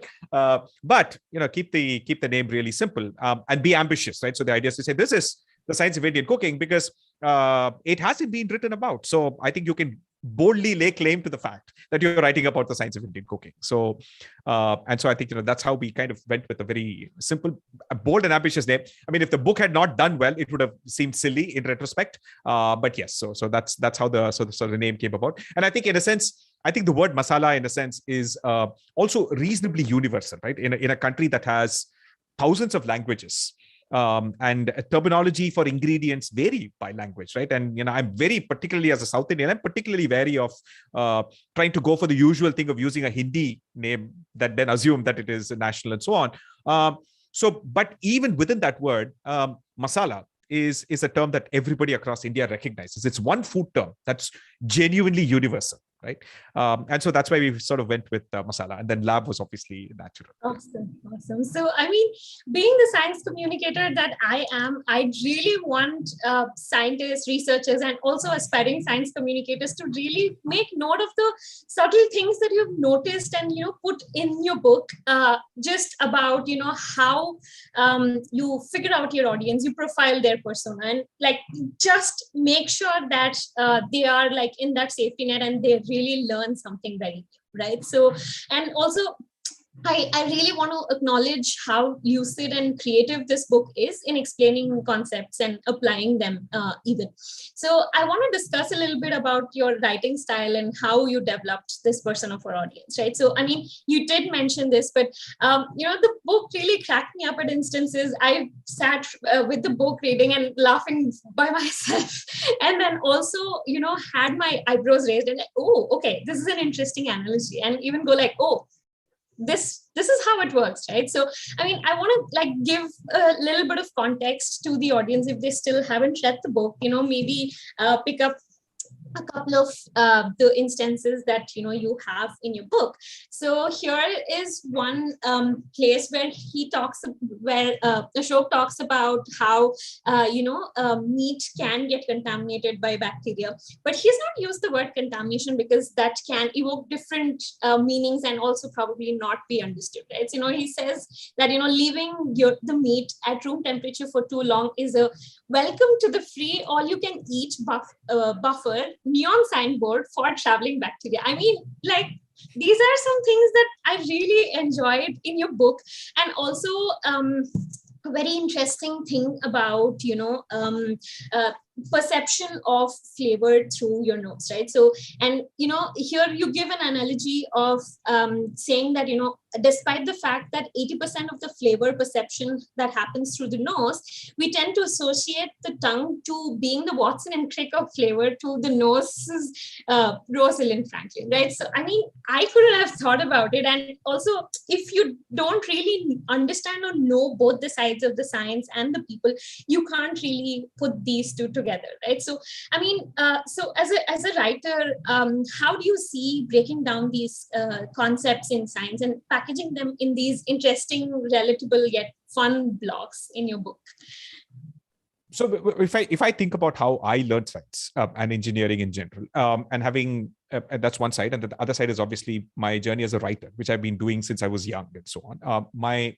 So learning science for me, at least, growing up in the Indian sort of schooling system and so on, most science education is quite terrible in the sense that I think in many cases the textbooks and the way it's taught does not focus on first principles at a level, simply because I don't think teachers have the time. They're overworked, they're underpaid. Let's not blame them. But I think it's so basically a lot of our school teaching essentially targets the naturally smart 10% of the class. That's really it. All the rest are just simply left behind. So they just go through it, and then in class 10 they just give up and say, fine, science is not for me, right? Mathematics is not for me. And so this sort of obsession with, and because as someone who's always been very poor at memorizing stuff, my way of learning has always been, if I cannot understand it all the way up to first principles, then I don't understand it, right? And so that's always been an obsession. And so in a sense that, because I couldn't memorize stuff, so in fact, I wouldn't memorize equations and so on. I would try and derive them from first principles, which obviously sometimes cost me time in examinations and all of that. But that's just always how I learned, right? The second aspect is that writing for me has always originally come from, all through school and college, writing humor, right? Even so I used to have a blog that I, in the early days of the internet, that was largely a humor blog, right? And so on. So humor writing for me has always been a way for me to communicate difficult ideas. And I think often good humor is essentially about finding good analogies. Okay. Now, actually, the interesting thing is that when it comes to science communication, and as a science communicator, you know this, analogies are dangerous, okay? because analogies are necessarily oversimplifications. Okay. So in a sense, you're actually taking what is the original model, which is a very complicated one. You're actually taking another model that is easier for people to understand. But by the way, along the edges, it may have a lot of things that don't quite necessarily describe the full complexity of what's going on. But in science communication, you often have to say, I think that's good enough. It's like deciding whether teaching someone to drive a car is merely saying, press accelerator, move the car, press brake, stop the car, is the one model. The other model is exactly how petrol comes into through the carburetor, air comes through the carburetor into the engine, and petrol, it ignites, and then there is a 4-stroke, 2-stroke engine. So you could argue that the person who understands how the engine works is better, can maybe repair the car and save some money, right? You can make that argument. But 99% of people may not need to know that, right? So I think for me, a lot of it's my experience in writing humor, and not necessarily always in science, right? The idea of humor, again, I would argue, has a lot of parallels to good science communication, because humorists and stand-up comics and others essentially use analogies to tell you to explain difficult concepts that you would otherwise just think it's a lecture. It's like saying, when somebody says, oh, there is privilege in society, there is, economic inequality. That's a lecture. Nobody cares about that, right? But when a stand-up comic explains the same thing using an analogy or a story to highlight that fact without actually saying it, then people are far more likely to understand and appreciate, which is why humor plays such a critical role in society, right? And it is also why authoritarian societies tend to clamp down on humor, right? So and so in a sense, I think I wish science communicators, part of science communication training ought to be how to write humor, because I think you become a better communicator. You find better analogies. You're going to piss off some scientists because they might think, oh, you're oversimplifying, but then scientists will always think you're oversimplifying, right? But that's not the point. The job of the communicator is to reach the end audience, right? And I think so and so your example of the contamination one, right? It would have been easy for me to say contaminate, right? But then in my mind, the way I thought about it is that Actually, the correct way to think about food is that there is no binary between contaminated and pure. Okay. And that's not how it works. Okay, there are just billions and trillions. There is more bacteria in a cup of yogurt than there are human beings in India. Okay, and so when you think on those scale, that it is only it's a spectrum, right? There is always bacteria. Okay, it is only when it reaches a point when it ferments it to the point where you don't like the taste of it. Okay, is when you think it is contaminated, right? And again, mind you, lacto fermentation by bacteria almost always it results in stuff that you can still eat, right? It's only fungal pathogenic bacteria, salmonella, or the ones like other fungi, hairy fungi and all, which will release toxins as essentially again as a way of saying, now this food is mine, it's not anyone else's, here's the poison, right? So it's that way. So in that sense, when you essentially recognize that what you consider contaminated is food for someone else, is in the larger ecology and food chain. So I felt that using for the traveling bacteria, here's a free-for-all buffet, is a better and actually a more accurate way of saying than simply saying contaminated, right? I think it's easy to be precise, but I think it's harder to tell a good story with a model that actually is richer, if you will. Yes, but knowing fully well that if you're a scientist, that model is obviously not good enough, right? And you need to be ultra precise and so on. But I think that's the balance that you have to sort of take as a science communicator. Absolutely. That's a very fine line that you have to make sure you don't cross. Right. So you've raised two very important points of conversation that I really want to elaborate a little on, but let's pick up the first one, right? So after reading this book, which has such rich flavor of science and saliva inducing adjectives, I've sort of challenged myself to use adjectives that set today's theme, right? So do excuse me if I put myself in a soup here. So, but yeah, so you've been very deliberate about introducing and patiently explaining these scientific terminologies, fundamentals, and principles of physics and chemistry, right? So the science communicator in me just couldn't stop but appreciate how you've simplified the knowledge and put it in a structured manner. It could be the pictorial representations, tables, flowcharts, or even the meta model concept of making gravies, breads, etc. I mean, thinking in terms of meta models, like you mentioned in the book, is a concept of science and engineering, but you've adapted it to cooking. So talk to us a little bit more about why this kind of thinking, in cooking too, it makes a difference.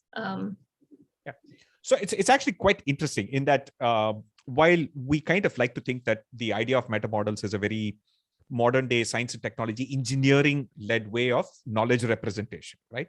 And it makes sense, right? It's when you create a model, it describes a narrower set of phenomena than a meta model, which describes a wider set of phenomena, right? Because you can derive models from it, and then those models then explain other things. And so the goal of good knowledge representation and teaching, etc., has always been to be able to create meta models, right? And that's been the fundamental goal of science in a sense, right?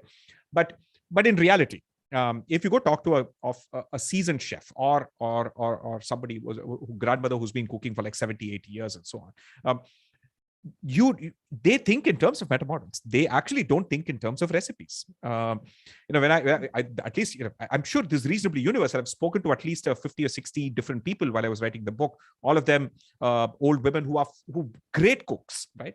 And not a single one of them really thought in terms of recipes, right? They always thought in terms of heuristics. They said, oh, this is a rice-based dish. And so for rice-based dishes, I need to worry about consistency. So the amount of water, the amount of time, salt. I know at this point it might stick. And at this point it's cooked and I need to soak for this long. And so they're almost naturally thinking about heuristics and meta models, right? But I think what is unfortunate is that because of the Indian subcontinent's sort of long history of not documenting anything, okay, largely because of the oral tradition and so on. And two, it's actually quite interesting. We have recipe books from the Sumerian civilization in cuneiform. So we know precise cooking instructions from 5,000 years ago in Sumeria. You can barely count 2 or 3 books on cooking in the Indian subcontinent, right? With any kind of detail. Okay. right? The same one book called Manasolasa from the 12th century will keep coming up, saying that that's about the only thing, right? There are a few things that are Ayurvedic in nature, or really focused on medicine rather than cooking.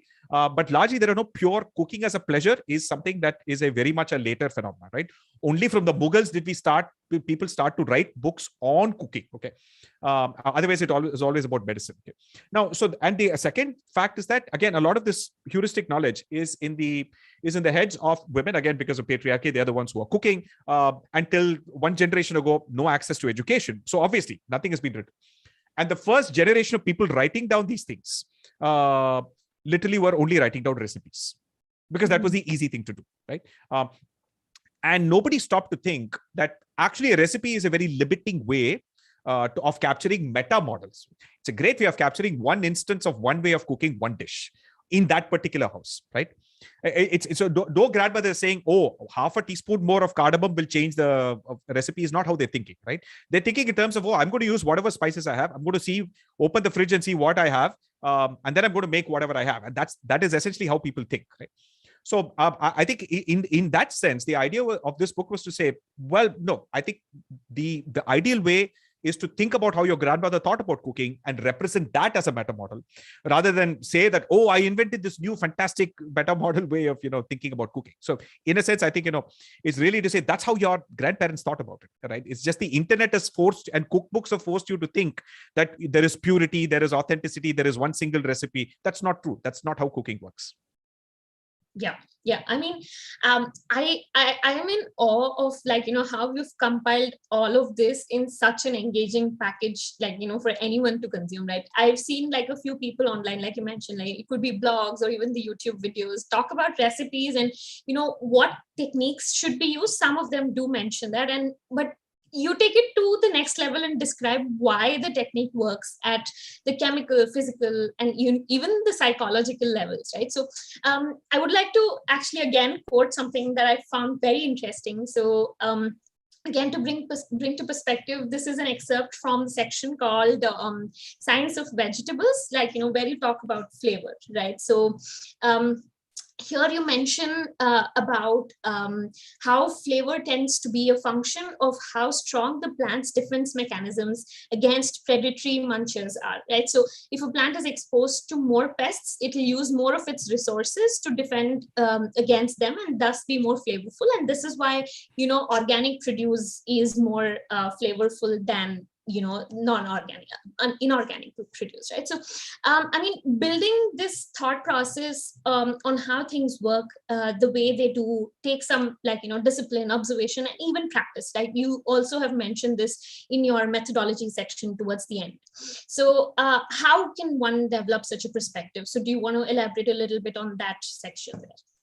Yeah, I think it sort of goes back to how when I was learning science in school, I again, privilege, and I was fortunate to have like uncles and others who were scientists and who were obviously, and people who are good teachers in a sense, right? And in fact, one of my cousins, elderly cousins, was someone who graduated with a degree in the IIT, but then skipped the corporate thing and became a physics teacher. Because again, he recognized that I think, to make science more joyful for people, you have to teach it in that way.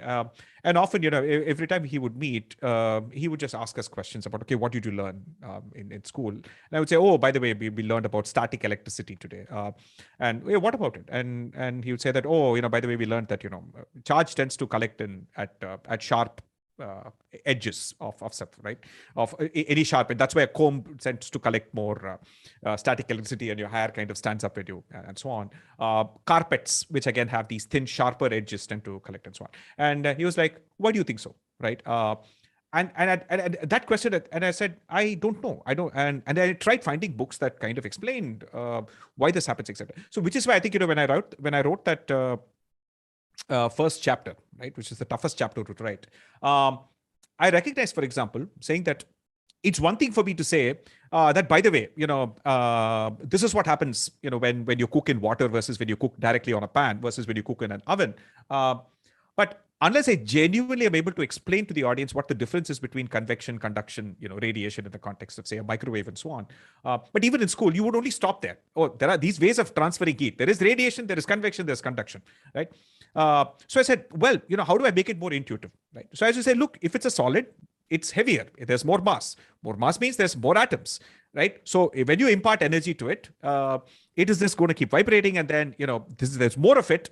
It's going to hit against your food, and then it's going to transfer heat to it, right? Because there's more stuff, there are more atoms. In a liquid, there are fewer atoms. So therefore, the heat transfer is a lot more slower. And so therefore, it tends to be, there are currents of heat that tends to flow. And really, again, in a gas, very, very few molecules. So again, that's why 100 Celsius on a metal pan will burn your finger. 100 Celsius in water will feel pretty hot, but 100 Celsius oven, you can just put your hand in and you won't feel anything at all. To kind of, bring that idea of, look, I think it is, if you understand this, you can apply it in cooking really, really well. You'll understand intuitively why it takes 40 minutes to bake a bread, but literally 30 seconds to fry a puri in hot oil at 170 Celsius. That's the difference metal and temperature bakes, right? And why we use fats, for example, right? The only reason we use fats is not because they chemically react with your food, is because it's the only liquid that stays liquid at temperatures high enough above the boiling point of water, right?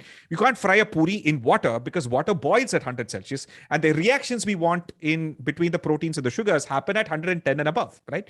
And that's why we use fat. So you take oil, which only boils only at 200 Celsius or so. So you are able to then transfer heat evenly.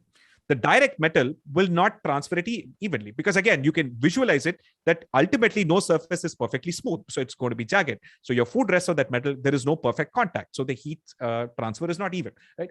So it is essentially this sort of obsession with really keep asking why till you, as much as possible, perhaps not down to the quantum level, but at least at the level of at the molecular or the atomic level, or at the basic aggregate thermodynamics level, in few situations is very useful as a heuristic, which you can apply generally. You don't have to understand the equations. You don't have to understand the actual measurements and so on, but broadly understand that, look, food is ultimately about applying heat in a controlled manner, right? And that you have all these materials. These materials act in different ways when it comes to heat, right? Liquids are different from solids and so on.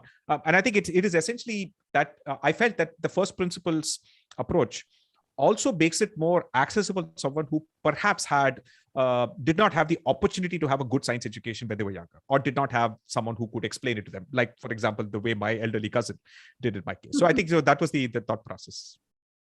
Thank you so much, for introducing first principles at very nicely to people, right? So I'm so glad you've thought about it in that sense. And also it's very, very nice to understand and think about how cooking and how, I was just sold at the point where you started the book with the science of water. H2O, and I know how it reacts, but the way you explained it was just beautiful. So so let's just take a little bit of a shift over here in this conversation. I just want to touch upon this topic, and then we'll move on to a lot of interesting questions that we have here. So you've touched upon some important misconceptions and pseudoscience practices being practiced in the kitchen, right? So you talk about how useful ingredients like sodium bicarbonate or monosodium glutamate are, and how words like fats or acid have gotten really bad PR in our households, right? So do you have any real life instances where this bad PR has sort of clouded conversations around food with friends or family, and how did you tackle it? Yeah, no, so I think typically, I think one particular area I'm finding it very hard to convince people is baking soda, right? I think people for some reason have associated baking soda as being, one, therefore chemical. Okay. It's very hard to sometimes tell people that salt is sodium chloride. It's also a chemical, right? Actually, ultimately everything is chemical.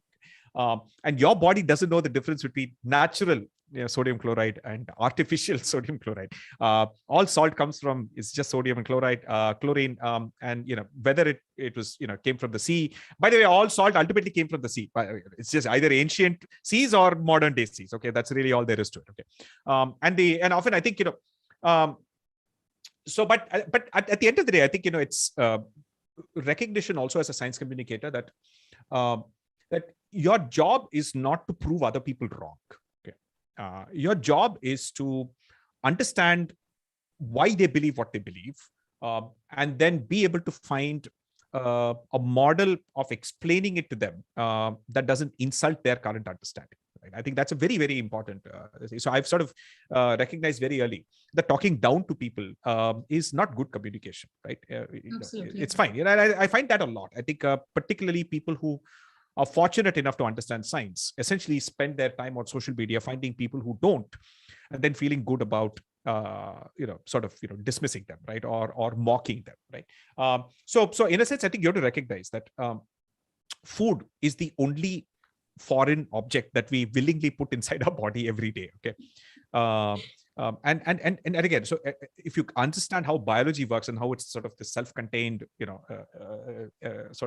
recursive loop, as Douglas Hofstadter puts it, right, in terms of consciousness and all that. But at the end of the day, it's this sort of phenomenally complex system with so many checks and balances, and you're constantly throwing these new things at it every day, right? And the system has to extract nutrients, it has to throw out the waste, and it is not surprising that, and again, since as far back as our mammalian evolution goes, that paying attention to what you eat and paying attention to what you don't eat is wired into us. Okay, so you cannot simply go and tell someone to suddenly say, throw in this powder that doesn't taste very good. Okay, yes, I assure you, it's absolutely safe.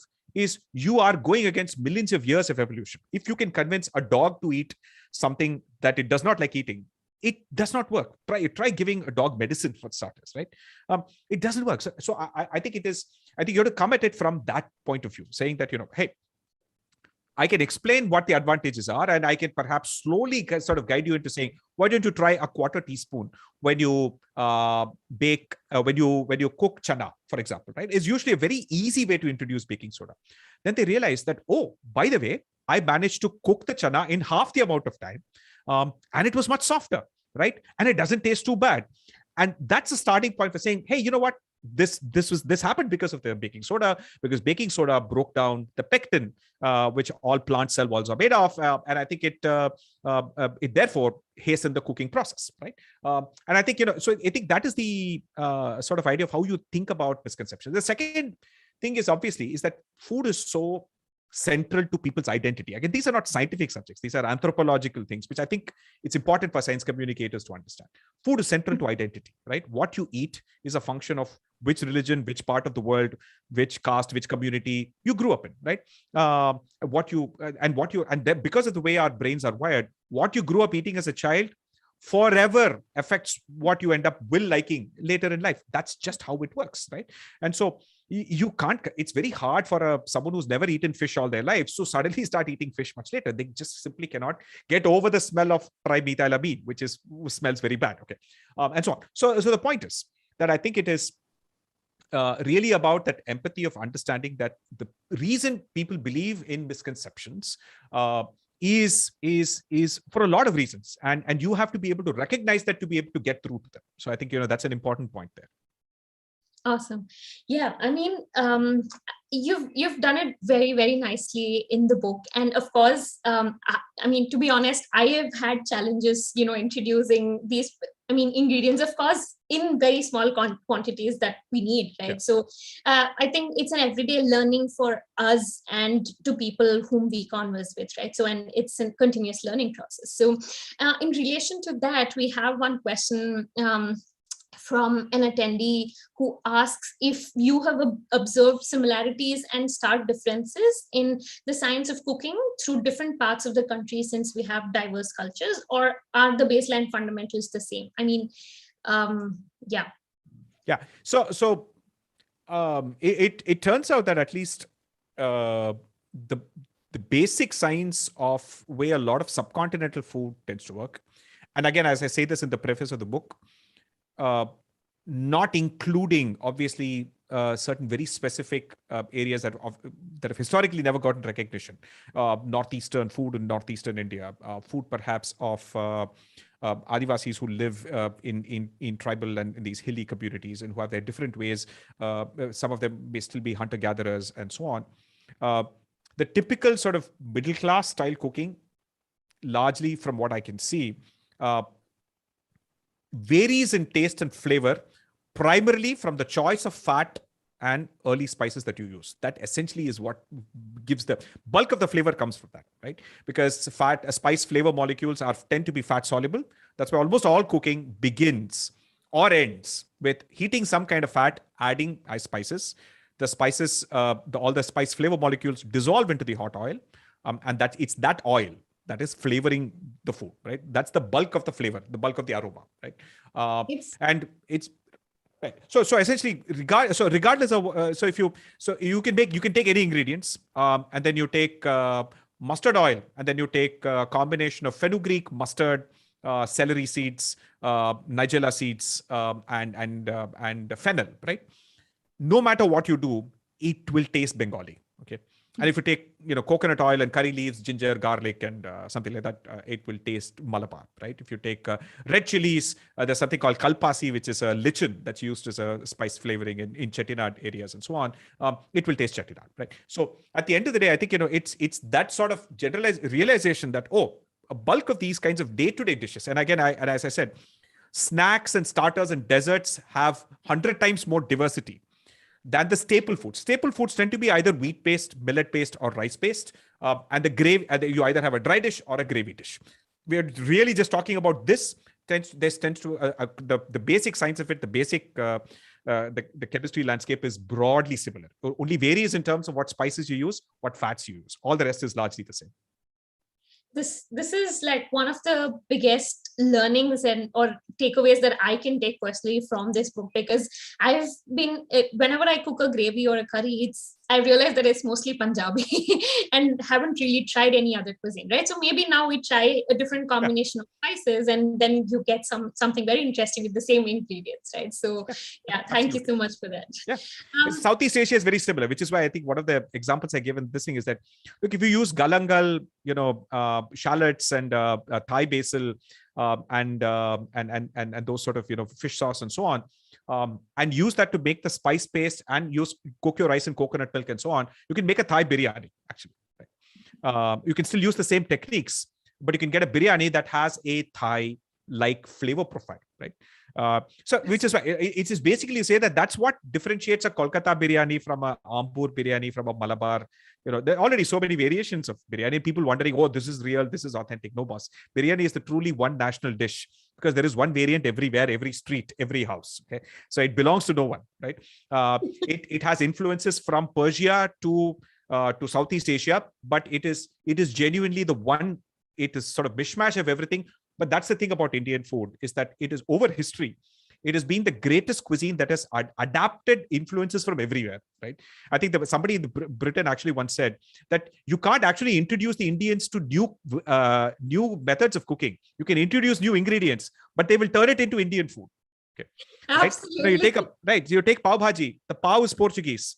The potato is South American. The capsicum is Mexican. The tomatoes and chilies are Mexican. Carrots and beans and cauliflowers were introduced by the British. There is not a single ingredient in pav bhaji that is of Indian origin other than the spices. And even there, you can argue that the cloves and nutmeg actually came from Indonesia originally. So the point is that, but pav bhaji is still uniquely Indian. Okay. So that's the brilliant part. None of the ingredients are ingredient, but it's uniquely Indian. Yeah. Just by uttering the phrase Thai biryani, you have just like frowned a lot of these hardcore biryani lovers. But I'm sure after they read your book, they're just going to enjoy, the essence as much, right? So now let me just shift the conversation a little bit on the back end of the book itself, because we have a lot of the questions coming from there. So there are questions like, how you wrote this book, like, did you interview anyone, and how much time did you take to complete this book? So, and how did the publishing go about? And some more insights on that. So I think so. How long it took to write the book? Again, don't go by So it took me about 6 weeks to write the book. Okay. So if that seems too short, and again, it's because I've obsessively documented my cooking, my daily cooking since I was about 20 or 22 years old. Okay. So I have so I do have said, oh, I tried chapati today and I tried 50% hydration. It turned out very dry. So the next time I would try 60%. So it is just that I have notes of all of this going back almost, 15, 16 years. And so in a sense, a lot of these heuristics I already was already there in my mind, right? It's just that nobody had said, why don't you put it all in a book? Okay. So it's just that it was the act of writing this book was more an exercise in choosing what to leave out, what would be too much, what would be just a show off of knowledge rather than actually practically be useful for someone. That was the harder part. And that's, I think, where the editing process helped, right? And I think you mentioned the humor.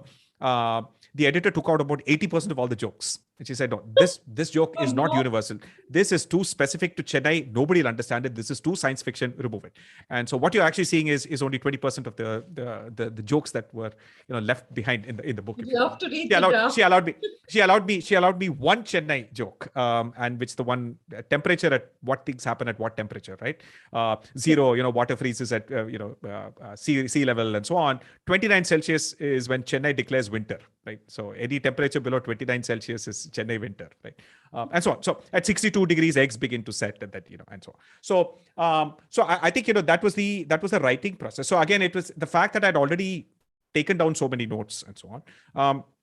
Second, obviously, is I used a tool called Scrivener that allowed me to think of the book outside in, meaning that I can first lay out the book and say, this is the table of contents, and these are the chapters, and these are the sub-chapters, and then start dragging and dropping all the relevant material into the notes section against that sub-chapter.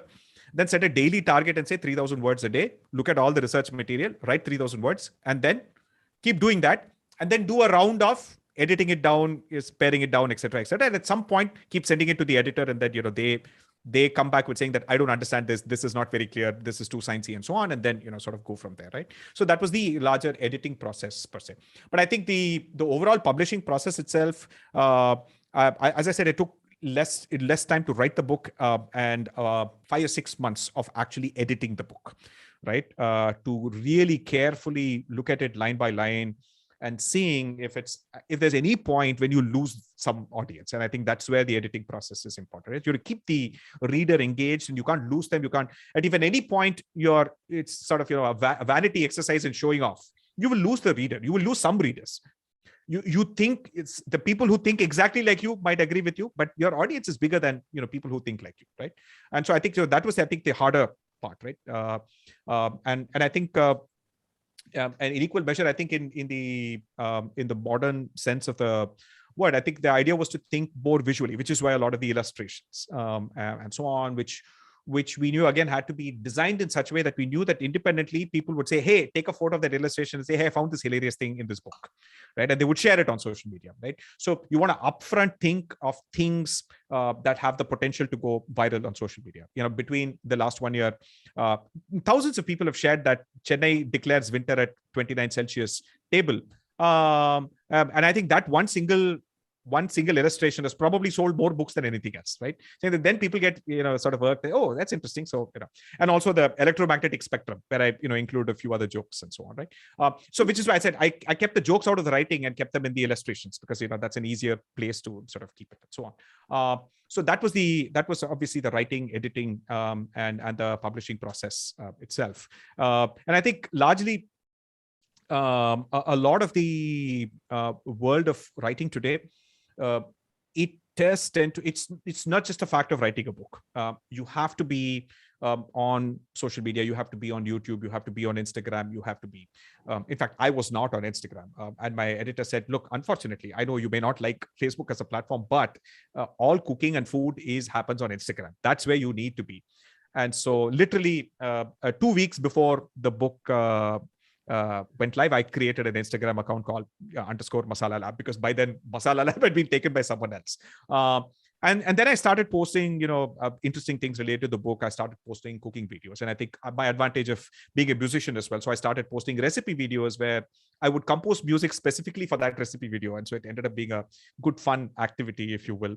I would explain the science, and then I would shoot the video in such a way that critical elements, like when you pour the tadka, there would be a critical sort of climax in the music and so on. So that was so I just started using my Instagram handle for that, and now it's sort of not bad. It's gone up to about 16,000 followers, and largely again I use it for day-to-day science communication. I look at all the notes that I took, things that I didn't write in my book, and that I once in a while share those things on Instagram and so on. So as I said, I think being a writer in today's world is not in the older sense of the word of you find a publisher, go on some lit fest, do some events, go sign some books, and that's not the world today, right? The world today is that the life of an author begins well before you write the book. You need social media presence, you need credibility. That's credibility, not institutional credibility, right? So there are no gatekeepers anymore, right?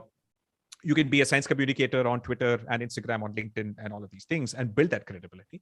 And then you got to sustain that. And there has to be a life beyond just the book, right? And there has to be things that you can do to clarify, do podcasts and so on. I think so. That's the sort of world, if you will.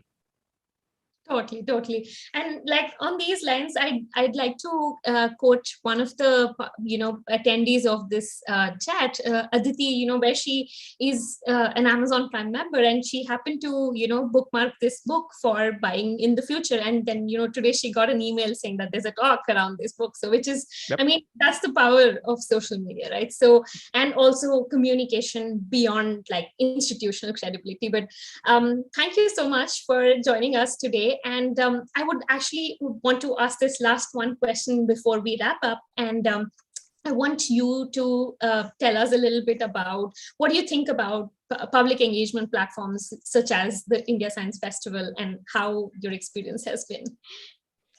I think this is fantastic, right? There needs to be more science communication, and it is good. And I, in the past, I used to find a lot of these things to be just sort of mutual back scratching by people in science, just sort of talking to each other and not really making an effort to talk to a wider audience, and so on, right? Because I think the world outside of the scientific world is very different. I think people think differently. People, many things that we take for granted, or that, of course, this is pseudoscience and so on. People don't quite think the same way, right? In fact, increasingly you can have people who are scientific minded in one area but very pseudoscientific in something else, right? You could have like people, physics professors who believe in astrology and all of that. I'm just saying that human beings are complicated, and I really hope, and I think initiatives such as this, first and foremost, build that empathy to say that if you want to reach an audience beyond just people who are into science, I think I would say that my editor subject saying that if you can make me read a science book as an arts and humanities graduate, then you have succeeded as a science communicator, right? And I think that's the thing. So yes, not everything can be reduced to first principles. I mean, if I'm talking climate change, yeah, I don't think I can go down to the level of start from thermodynamics and those kinds of things. Water cycle and carbon cycle. No, I don't think we'll have the time for that and so on. But still, I think use better models, use better storytelling, use humor, and I wish, like for example, I've seen science festivals in the UK. There's a guy who called Stand Up Maths, which if you like mathematics, Stand Up Maths is one of the funniest guys. He does stand-up comedy about maths, and I believe it or not, it is hilarious. It is hilarious if you're a mathematician because he does throw in a lot of deep references, but it is hilarious if you hate maths because he's genuinely funny, right? And he doesn't give indication that he's talking to a mathematically sound audience or anything, right? So I think is my hope that we do more of these kinds of things and we're able to explain it at the level that a wider number of people understand some of these things. Awesome, awesome. Thank you so much, Ashok. And also, there are quite a few other questions about documenting recipes, etc. But I'm sure if you all take a glance at the book, you will get your answers about that. But we'll draw this fireside chat to a close, and hope this book inspires many people to pick up their knives and experience the experimental and fun culinary world, right? So I hope this conversation stimulated all of your senses and made you all more hungry for dinner time in India. So go grab this gem of a book and read it, and you don't have to cook every day to qualify to read this book, right? So it's written for all. And thank you so much, Ashok, for having this conversation with me. It was truly joyous and delightful conversation. Hey, thank you. Absolute pleasure. Thank you so much, Suchita and Krish, for being a part of India Science Festival. It was such a pleasure listening to this conversation, and we can only hope to host you once again in the coming years. And here's hoping that the pandemic situation gets better and we're able to host you all in an offline setting where you get to interact with our audiences on a closer level. So thank you for your time and all the efforts. Thanks a lot. Really appreciate it. Thank you. Bye-bye. Bye-bye. All right, with that, we'll move on to the last session for the day. But before we start, so our panel discussion, on the most awaited panel discussion for this festival, is what is Indian S&T? How is Indian science and technology contributing to the globe? What role are we playing in contributing to the world? But before we get started on that, I would like to invite Deki from Bhutan, who is our final Talk Your Thesis finalist, who's going to be presenting her thesis at the festival. And thereafter, we will start with our panel discussion. So, Deki, can I please request you to turn on your audio and video?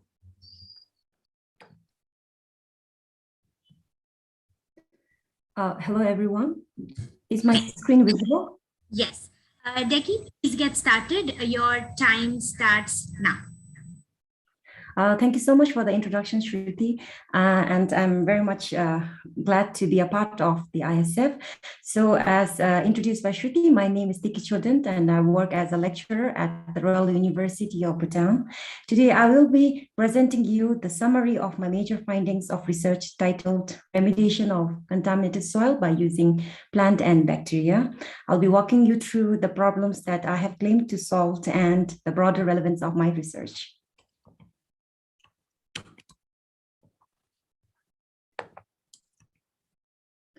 So soil contamination is a global concern. Industrial activities, usage of agricultural pesticides, accidental oil spills, and improper disposal of waste has undoubtedly contributed to soil pollution and deteriorated the quality of soil. One major contributor of soil pollution are the heavy metals, for example, zinc.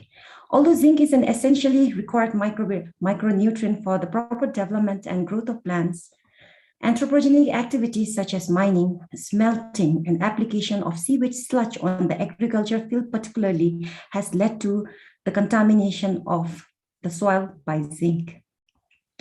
Another major pollutant of the soil is the petroleum and its derivatives. Human-made environmental disaster, including the Gulf War of 1991 and the BP oil spill of 2010, has resulted in extensive damage to the wildlife and the wildlife habitats. The pollutions released from the industries, from the transport sector, and from the other economic activities have always captured the headlines in the newspapers. Many articles have been published, many studies are being done, and case studies are conducted in order to understand the trend, the extent, and the impact of these pollution on the environment, on the public health, and most importantly, on the food security. One major concern now is that, according to the US EPA's national priority list, approximately 40% of the hazardous waste site is contaminated with both heavy metal and petroleum products. Amidst this situation, the question that now arises is there any solution to such problem? And the good news is that, yes, there is a solution. Plants. Plants are not only pretty, and they supply us with oxygen, but plants can also be used to restore the contaminated environment through a process called phytoremediation. So what is phytoremediation? Phyto means plant and remediation means to remove. So phytoremediation is a practice of using these plants to remediate, restore the contaminated environment. But how does it work? So what do plants do? The plants target the contaminants from the soil, from groundwater and surface water. They absorb these contaminants, translocate or transfer these contaminants to their shoot, and later the shoots of these plants can be harvested and treated.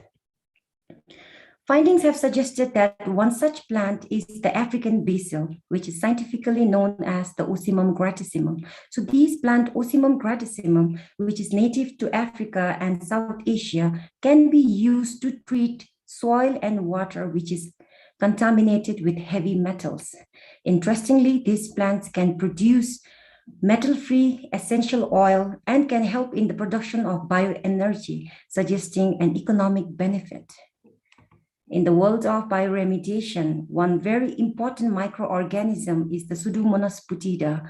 This microorganism has proven its potential experimentally to remove the organic contaminants such as crude oil and petroleum products. This microbe has a very different metabolic strategy. It has very low nutritional requirements and a very strong tolerance to different organic and inorganic contaminants. Also, studies suggest that a combination of such plants and bacteria can prove to be really advantageous for the removal of heavy metals and petroleum derivatives from the contaminated site. Hence, the objective behind my research was to see and combine African basil with this microorganism called Pseudomonas putida for the removal of crude oil and zinc. You must be wondering why I have used crude oil and zinc. This is because there is one province in Thailand which is heavily contaminated with zinc and crude oil, which has caused a lot of negative impact on the people living downstream. So from this experiment, I was trying to mimic the conditions prevailing in that province. So the experiment was conducted in the laboratory and very simple. I did prepare an artificially contaminated soil. So what I did was I added zinc and then I added Tapis crude oil, and that's how I got my contaminated soil. So for the bacteria, I use Pseudomonas putida, considering its ability to degrade the petroleum products, particularly the crude oil.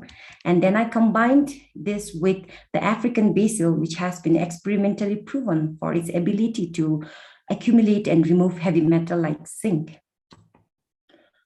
So for the experiment, I conducted a pod study, and in this pod study, the experiment ran for 60 days, that is for 2 months, and I used different treatments in order to mimic the different conditions prevailing in the environment. So you can see I have 4 treatments here. The first treatment is the clean soil and plant. The second treatment, COP, stands for phytoremediation. That is, I planted African basil in the contaminated soil that I had prepared. The third one, I grew the bacteria Pseudomonas putida in the contaminated soil. And the fourth one, I tried to combine experiment 2 and 3. That is, I used both bacteria and plant in the contaminated soil. Now, moving on to the results and discussions, the plant growth was checked during the 60 days of the experimental period in order to see the impact of the contaminants on the plant and the response of the plant on the contaminants. So this was the condition of the plants on day 60, that is at the end of the experimental period. You can see here, these are the plants grown in the clean soil. The second one, the plants grown in the contaminated soil. And the third one, the plants grown in the contaminated soil along with the bacteria. So it's obvious that, as expected, the plants grown in the clean soil were the healthiest at day 60. And then if you look at the second treatment in which the plant was grown in the contaminated soil, it suffered from a lot of toxicity symptom and it had stunted growth. And comparatively, if you look at the final treatment where the plant was grown in the presence of bacteria in the contaminated soil, the plant was doing relatively better.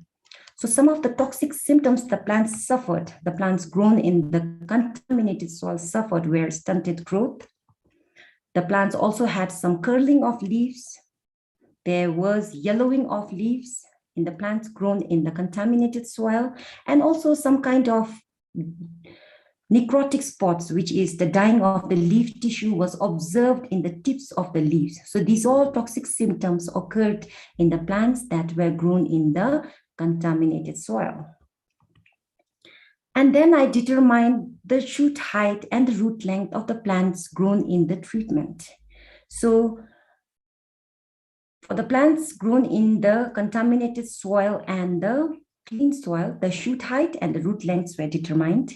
And the results showed that, first, if you look at the shoot height, so as expected, the plants grown in the clean soil were the healthiest and they had the highest shoot length compared to the plants grown in the contaminated soil. So this one represents the plants grown in the contaminated soil along with the bacteria. And then if you look at the treatment in which the plant was grown alone without the bacteria, the shoot height was very minimal. And the root length also showed similar results. The root length of plants grown in the clean soil were higher than the plants grown in the contaminated soil. However, if you see here, the plants grown in the contaminated soil in the presence of bacteria had better root length than the plants grown in the contaminated soil without the bacteria.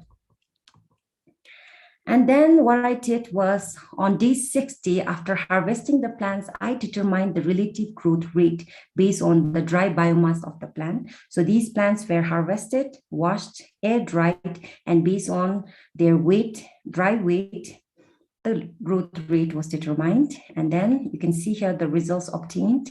So here we can see that the plants here again grown in the clean soil, they had the highest relative growth rate. And this relative growth rate was based on the growth of the plant from day 0 until the end of the experiment, that is day 60. And then if you look at the second here, the treatment in which there was no bacteria added, these plants had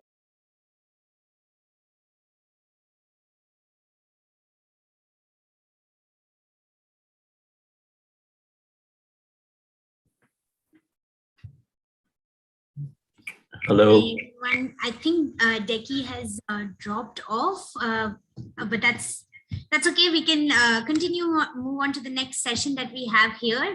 Professor Tarun Khanna is the moderator for the next session, and I would request him to take the session ahead. Please go ahead, sir. Okay, great. Thank you. Good morning, good evening, depending on where you're signing in from. It's a pleasure. It's a pleasure to be in what I think is one of the last few sessions of this India Science Festival.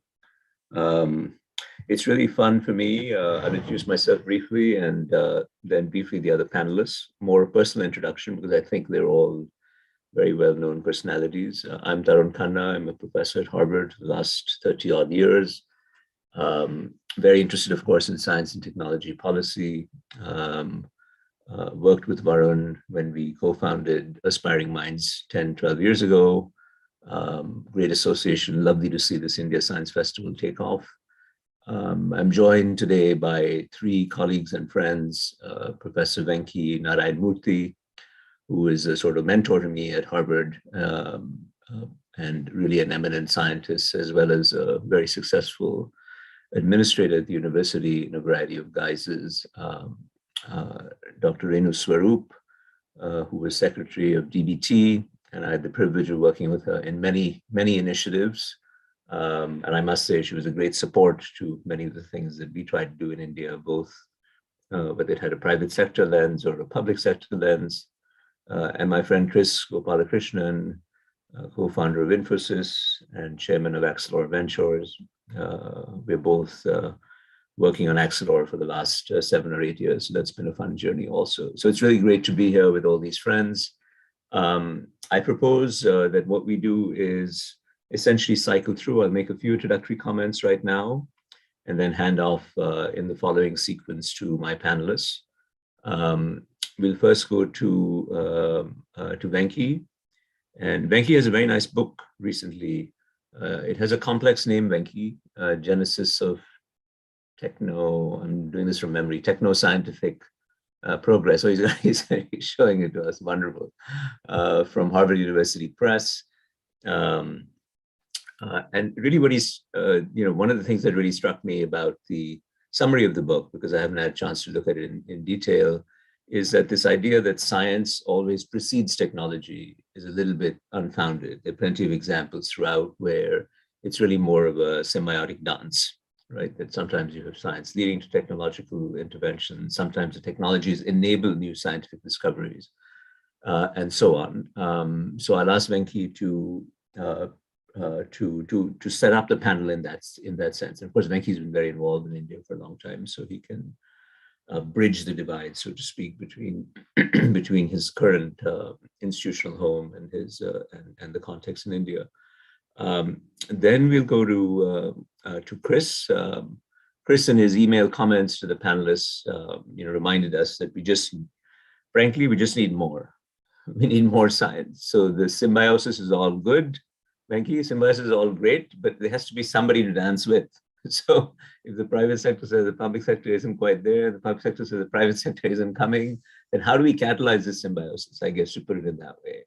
And certainly the spending as a percentage of GDP, both from the public and private sectors, is quite low. We all know that. And so what can we do, both in the private and public sector sides, to spur this? So Chris will give his perspective on that for a few minutes.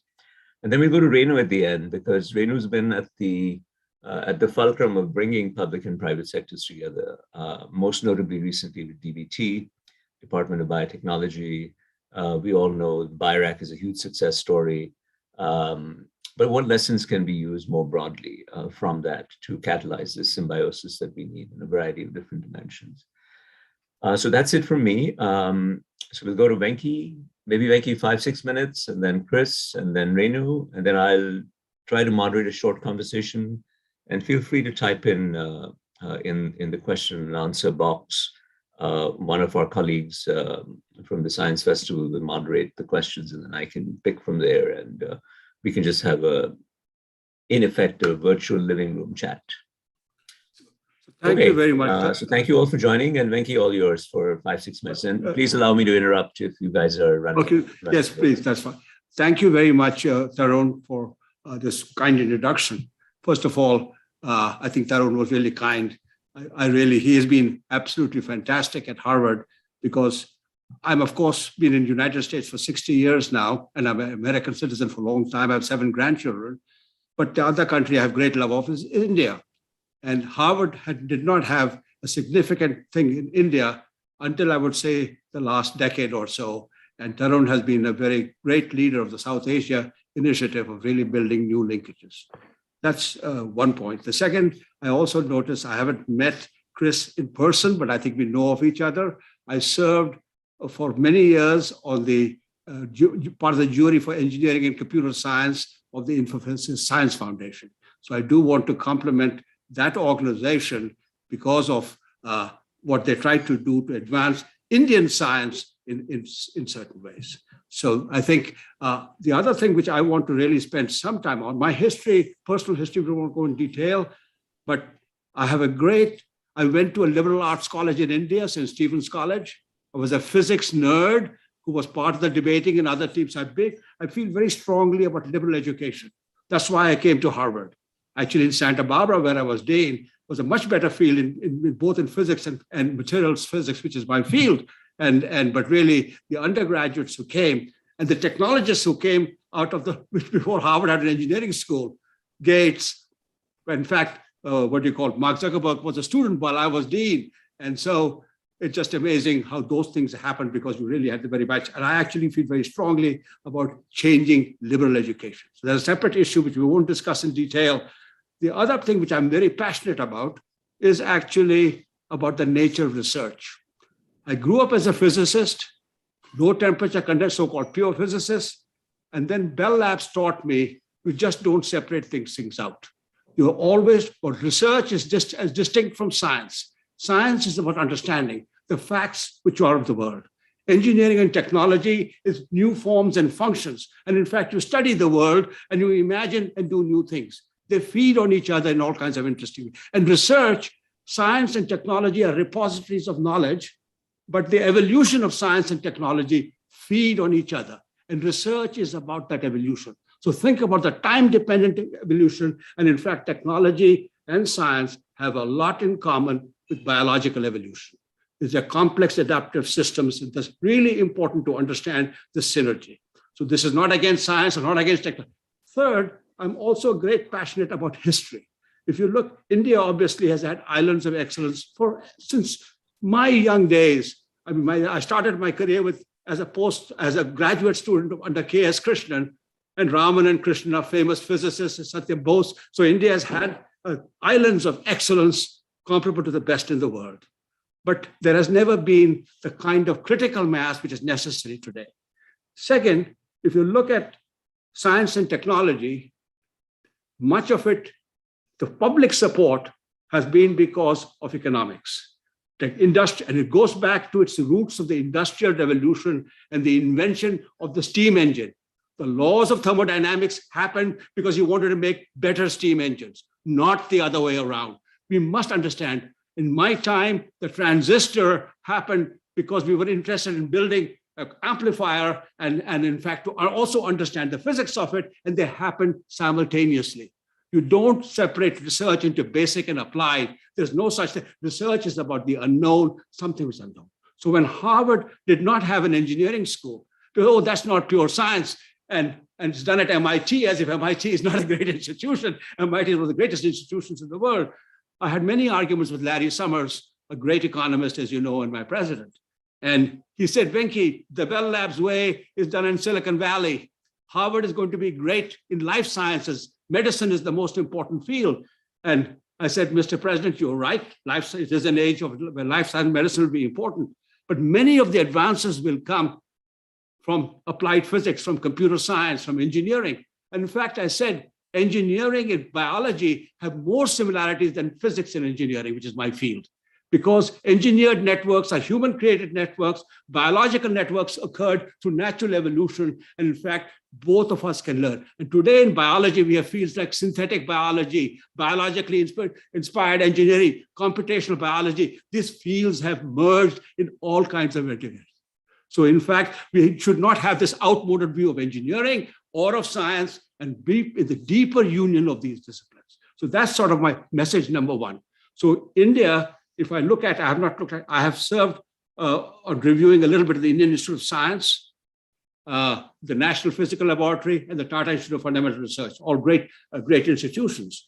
And if you look back at India, I see that they started with private funding. Tata was very critical. Now Infosys is leading it in terms of the science. So I think the US, it also started partly from public, where Abraham Lincoln created what you call the great land-grant state universities to influence agriculture. And then in a later period, it was Edison Laboratory. General Electric was started as Edison Laboratories, greatest inventor of all time. I am an admirer of Alexander Graham Bell.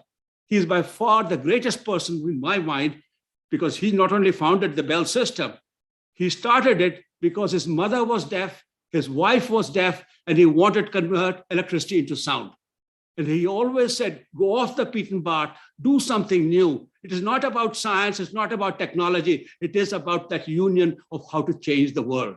So if India, which is a great country, has done certain things, in my view, quite well, some things which, again, because of great leaders.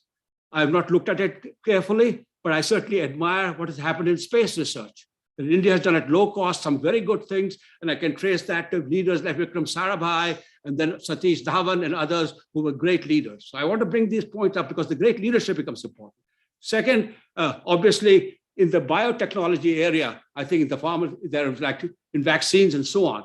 But where we completely missed the boat was, I would say, in many aspects of manufacturing, especially in a field near to me in communications and computing. We've obviously done great in computer services, Infosys, Tata Computer Services as well. But we completely missed that communication and computer. And we can say it's now the age of software. We can all have small company, IPOs, etc. But you still need scale. The challenges in communication and computing will going to require the scale. It's going to require combining physics, electrical engineering, and computer science. It's not just going to be the software, it's going to be software and hardware. And today with quantum computing, that's happening. In fact, it's very important that we recognize this future. So I think Professor Dr. Gopalakrishnan can say much more about industry. I think the industrial involvement really becomes kind of important, and the universities must change as well. So there are whole issues of governance, leadership, review. It's all about the people, which we can spend hours on it in this. And I think India has the score, but we just don't have the critical mass in these areas. So our strategy for manufacturing has to be a part, and we can never put it to the same scale as China or South Korea unless we have that manufacturing. Because in fact, it's really, really quite important. It's not just going to be the software. It is the real problem in the United States. They broke up AT&T because it said we'll have the little guys. Where is MCI today? And today the wireless community has only 3 people. They have Verizon, AT&T, and British Telecom, T-Mobile. So the point is there are issues of scale which are really important. And energy is so important. This is obviously health and agriculture, that energy is going to require a revolution. We know that. And how solar technologies, et cetera, has got to be a deeper union of science and technology. And India is very import dependent. So all of these features have to be thought through. And so the point is to build a critical mass, islands of, not just islands of excellence, but really a coherent strategy, which will require also sort of a further evolution of India's great institutions, including IITs, which obviously I've been paid a part. So we should probably spend some time discussing it as a group. So I think those sort of some initial messages: the role of manufacturing, university, industry, and in fact the structure of universities. I just want to make one further thing. I really would appeal to our great industrialists that we really now invest in new ways for the long term. So in that sense, I'm very glad that Infosys is doing this piece, but they're in that kind of technological institutions. And that is really important, but they cannot be managing it because creative individuals, and Tarun, I have some differences in business school, maybe for large corporations, because research organizations require a certain different kind of governance and leadership. So when Gates gives the money to Harvard, he leaves me alone. I still am subject to review and evaluation, and this is important. So we want to have our great successful people, I don't know them, Ambani and others, to really create and give that freedom, etc., with finding those leaders, the Sarabhais, and etc. And that's the way we will succeed. That's the way I see China doing it. I see China has a bunch of technocrats from Tsinghua University, their MIT being part of it, those being changing now. And then they may have figured the golden rule of state-sponsored capitalism, but they're very free. It's amazing how much free they are when I visit China in doing this. Though, of course, it's changing now in the last couple of years, and so that jury is still out. But so that leadership becomes really important. So I think governance and so on. I'm going to interrupt. Thank you for that. And that's it. Passionate introduction. Yeah, so I think we should stop here and then really have a discussion. I would really love to hear Dr. Swaroop. I don't know her. I knew Bhan very well. He was, I think he was sort of your predecessor. He was a very good strategic thinker. So I would love to hear a little more. And the governance does become important. The independence which you have from the political sphere. The National Science Foundation governance is separate. And that's really important because even the IITs, the governance structure is quite good, but still their political interference is too great. And we need to discuss that. Okay, Chris, over to you. 5-6 minutes. Thanks. Thank you, Tarun, and good morning, good evening to all of you. And thanks to FAST and India Science Festival for giving me this opportunity. I'm going to share my experiences based on my time with Infosys, where we created an industry in India, world-class industry in India. But to today's discussion, more relevant would be my experience in the last 6-7 years. after I stepped down from Infosys, I decided to get involved in supporting research. I got involved in supporting entrepreneurship, innovation and entrepreneurship in India. And I think that's what is relevant for today's discussion, because the topic is how can Indian science and technology contribute to the world in the next decade. I believe it can contribute significantly. Just during the pandemic, if things had gone according to plan, India would have actually supported the requirement for vaccine for around the world. Couple of missteps, but I still believe that India can definitely contribute significantly to the vaccine requirement for the world. It does so for other diseases, and we have done well in India because 1.5 billion plus people have been vaccinated, and for a poor country to develop these, design, develop, and manufacture these is a tremendous achievement. So India, how can India leverage this? Now, before I go into that, let me explain why I believe India's role is important. One, more number of people working on a problem is always better. Hopefully, the problem will get solved faster. These are the people who are trained and have worked together, network, have the network with the best scientists in the world. So they are of the same mold, and they use similar equipment and things like that. So again, that's beneficial. The next reason is that India being a lower cost economy, the cost of research comes down. So I always say that for every $5 spent in the US, if $1 is spent in India, we can double the research output because more number of people can work alongside with these people, and we can double the research output. Different perspectives, again, hopefully will solve the problem. We represent 20% of the world's population. Again, that's very important in areas like healthcare, climate change, etc. So there are many reasons why India should actually contribute to science and technology. In the startup area, in the innovation and entrepreneurship area, India started to contribute. About $40 billion of funding has come. And this is what I'm going to use to actually now talk about what we need to do on the research side. And this is based on my experience. I created 6 chairs to create a new area, 3 at IISc, 3 at IIT Madras. These chairs are held by people from the US, people who head different laboratories. They spend some time in India, but rest of the time back in their laboratories. But they have created deep networks with young faculty and PhD students in India. And I also support joint PhDs with NTU and with other institutions and Indian Institute of Science and IIT Madras. And this way, we can actually accelerate collaboration.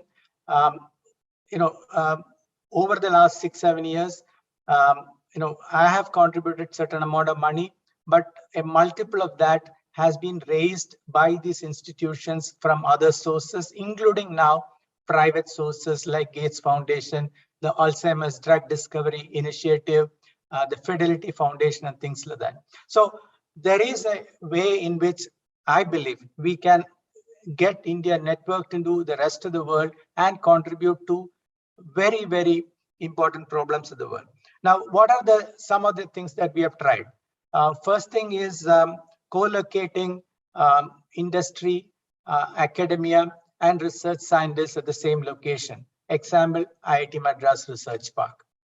Today, it's probably one of the best ecosystems for research, innovation, and entrepreneurship in the country. We need to scale this up, replicate this. BIRAC, I am sure that Renu Swarup will talk about it. Again, a great mechanism structure for creating collaborations. top down, we need to look at ease of doing research. We always talk about ease of doing business. I think very similar initiative has to happen in ease of doing research. We need to make icons of our scientists, just like we are making icons of our entrepreneurs. We need to, and that's what we're trying to do through Infosys Science Foundation Awards and things like that. We need to make sure that it's lucrative for scientists, and again, a lot of scholarships, a lot of research funding is now happening. That is increasing, but we need to increase funding into research, both from government, but more importantly from private sources. Industry and philanthropy must contribute, and we must attract global funding for research. The lesson from the startup industry is that we are attracting significant amount of global funding into the startup ecosystem. Why can't we do that in the research ecosystem? It's all same set of people, same mold, as I said. We need to brand and market research in India. World-class research, I'm confident in saying, is being done in India. Of course, not to the numbers that we want, but it is happening. So how can we brand, how can we market this such that it attracts the right funding and it starts scaling up? India has become the third best ecosystem for startups. I strongly believe that we can do that in the research area. If you look at global research centers of multinational organizations, they're located in India. Why? Why are they located in India? Because world-class research, again, can be done in India, and they strongly believe that the talent that's available at the scale that is required is available in India. So again, that's another reason why I believe that this can be done. Bottom-up initiatives are required. We need to pick and choose research labs, individual scientists, areas of research, and support these. And then these islands will actually start becoming bigger and bigger and start actually becoming institutes and organizations, etc. Because India has done well in certain areas, in the area of biotech, in the area of space science, in the area of atomic research. We have done very well in the area of generics, in the area of vaccine. So we have to pick and choose areas and start investing in these areas, both domestically and internationally, and scale these up. I strongly believe that it can be done. That's my experience. And India can play a very important role in developing new knowledge, developing new products, and coming out with a better society. Last point I want to make in why India should do this is because the 20th century model of development has not brought us results that we want. We have created a unequal world. We have created a climate crisis. We have created problems of access and things like that. It's not inclusive, and we have not done well in terms of making sure that the products are affordable to 7 billion people.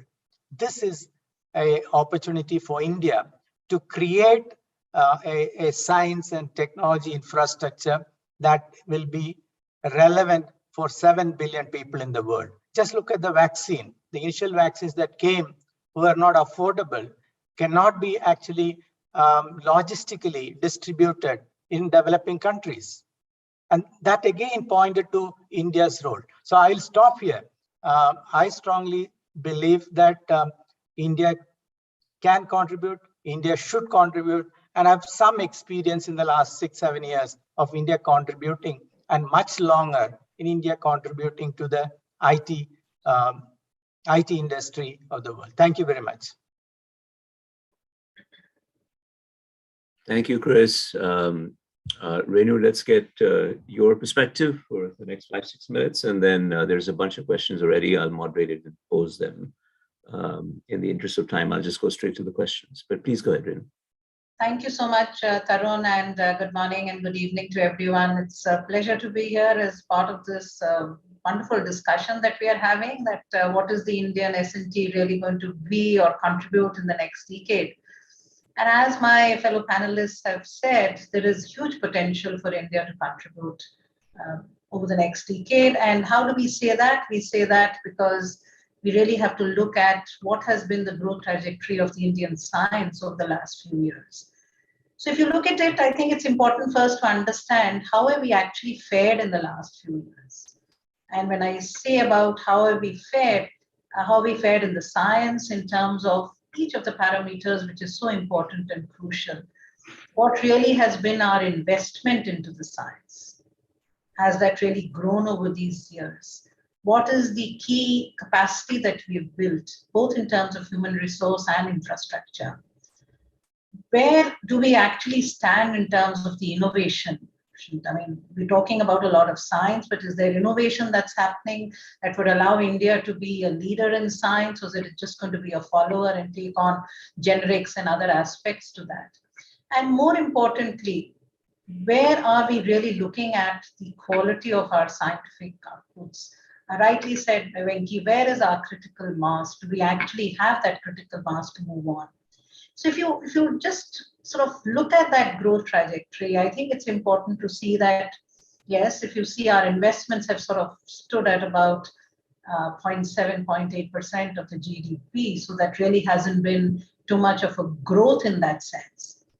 But it's also very important to note here that constantly over the last few years, this 0.7 or 0.8% of the GDP actually has about 60% of the public funding and less than about 40% of the private sector funding. So if this has to grow, there has to be some change in this aspect. If you look at other countries which have larger spends in terms of their GDP, you do see that the situation may not be reversed, but it's at least a 50-50 between public and private. So there have to be ways in which we attract the private sector funding, incentivize the private sector funding. But then there's also an important factor that we need to consider.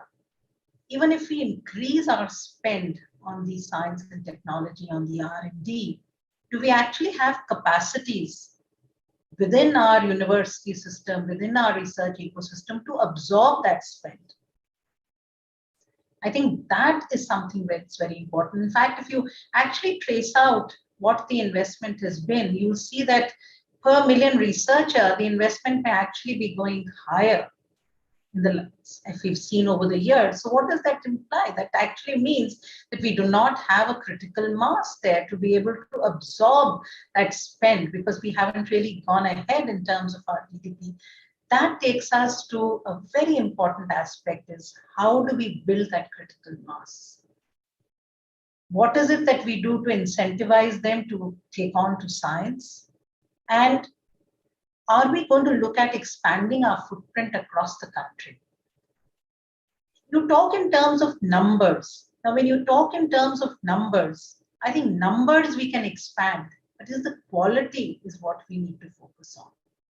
So we need to see that over these years, what we have done, if we just move in the same pace, if we go on to the next decade, I think it's going to be an incremental increase in terms of it. Rightly said, we need to scale where we've seen success. And that, if India has to make a difference in the global arena, it has to be an exponential scale up in sectors where we've seen success. And I think that exponential growth that we will see will have to be in terms of looking at building a critical mass. We've done a lot. In fact, recently in the last few years, we've actually tried to see how we create this leadership. And DBT, the department that I've been with so many years, we've actually tried to build these postdoc young investigator grants. We've tried to create a very vibrant startup ecosystem. When you talk about a startup ecosystem, that's where the young minds come in. And we've had, BIRAC has been referred to by a couple of you. Yes, BIRAC has been a wonderful model, and BIRAC came from the government system. It wasn't a model that was set up by the private sector, it was set up by the government. It's a wholly owned company of the government. But what did BIRAC do? It engaged with the private sector. It engaged with them to see. It sort of blurred the boundaries between academia and industry.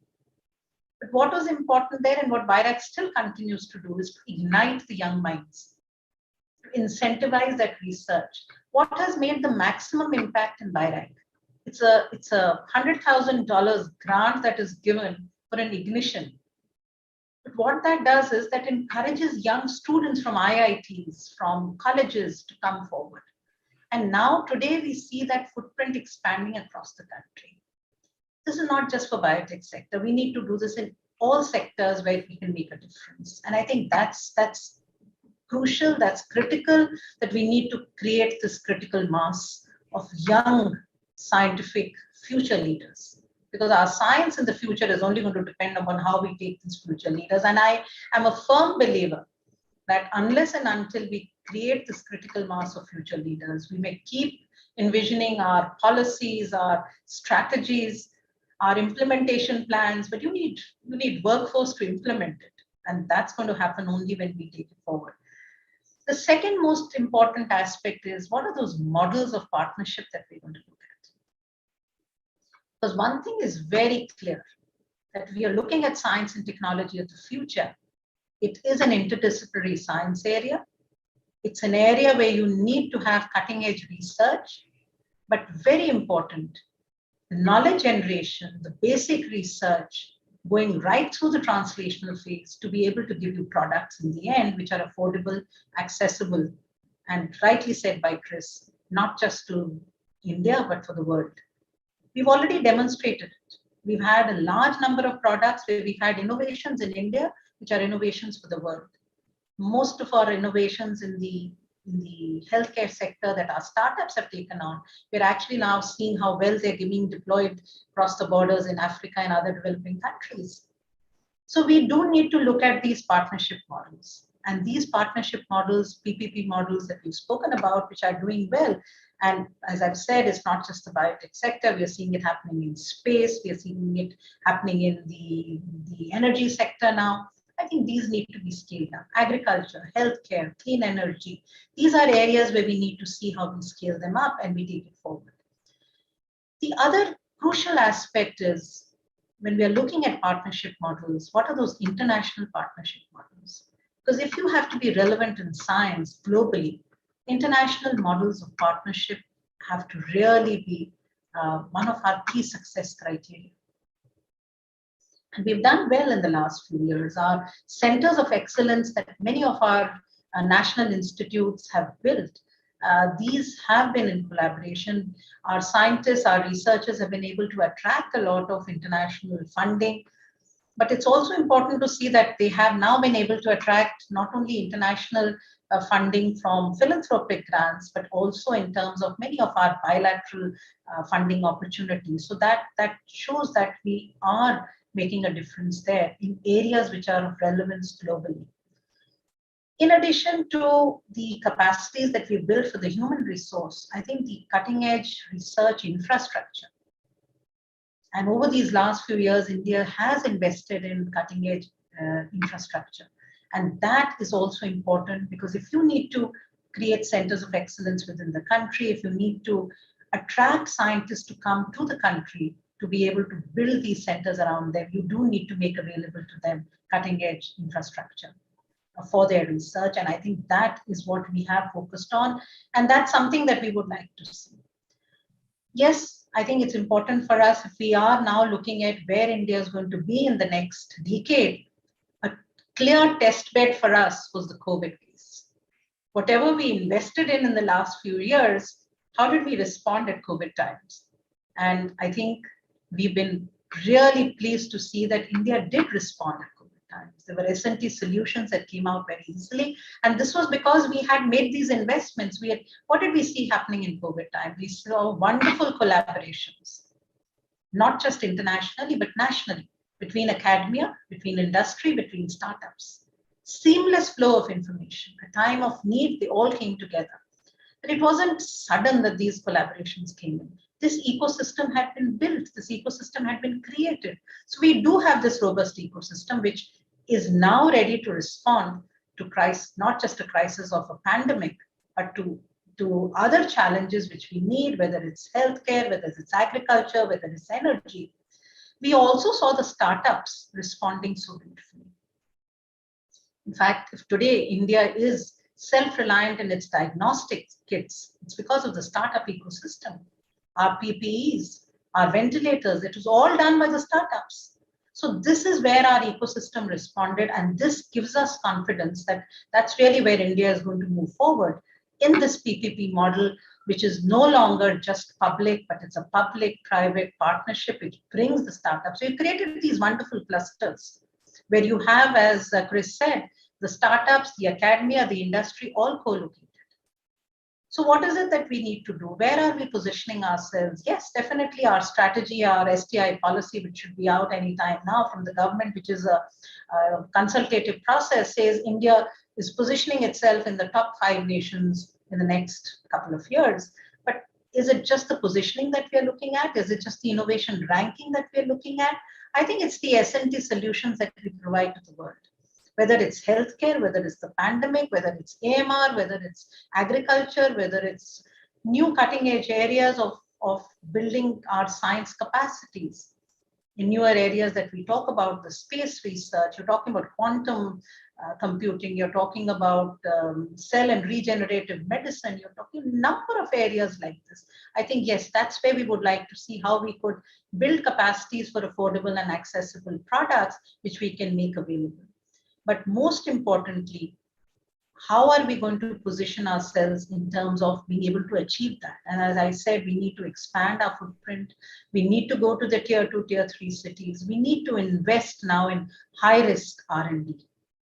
I think the investments so far are coming in terms of entrepreneurial ecosystems, in terms of where you see products coming in. But I think it's important that we also attract and mobilize philanthropic funds in terms of these high risk in basic research areas. Because unless and until you invest in this knowledge generation, you're not going to be able to build that pool of researchers who's going to give you that translational ecosystem to move forward. The last point that I would like to mention here is, as I've said, while we build these centers of excellence so that India can contribute in terms of capacities and infrastructure, I think we should not lose focus on those global benchmarks of quality. Because unless and until we do that, as I said, we could, being such a large country, we could have millions of young researchers that we just pull out because of investments coming in, but we do need to keep our focus on the quality benchmarks. We need to see that how are we going to continue to keep our focus on basic research and keeping the momentum on the translational research as well. I think that is something which is important, because many a times we tend to sort of be skewed in one direction. We either go totally towards the basic or totally towards the translational. I think keeping that seamless flow of information of investment, of our focus on, and for everything, for leadership, for building the pool, building the startup ecosystem. And thirdly, and most importantly, we need to be more and more innovative on the models of partnership that we look at. Renu, sorry, I need to cut in here because I'm getting anxious notes from that was my last point, Karan. I was just closing Thank you, Renu. That we could really take this forward with this, and that's really Wonderful. Your position. Thank you. Thank you so much. Thank you, Renu, and thank you, Chris and Venki. So, I'm going to go straight to the Q&A. To the moderators, can my panelists see the Q&A also? You can see it, right? If you, in any case, I'm going to pick one or two. So, one of the themes that's running through the Q&A is how can we ignite interest in science amongst the youth, right? Amongst young would-be researchers, building that as part of the building the capacity issue.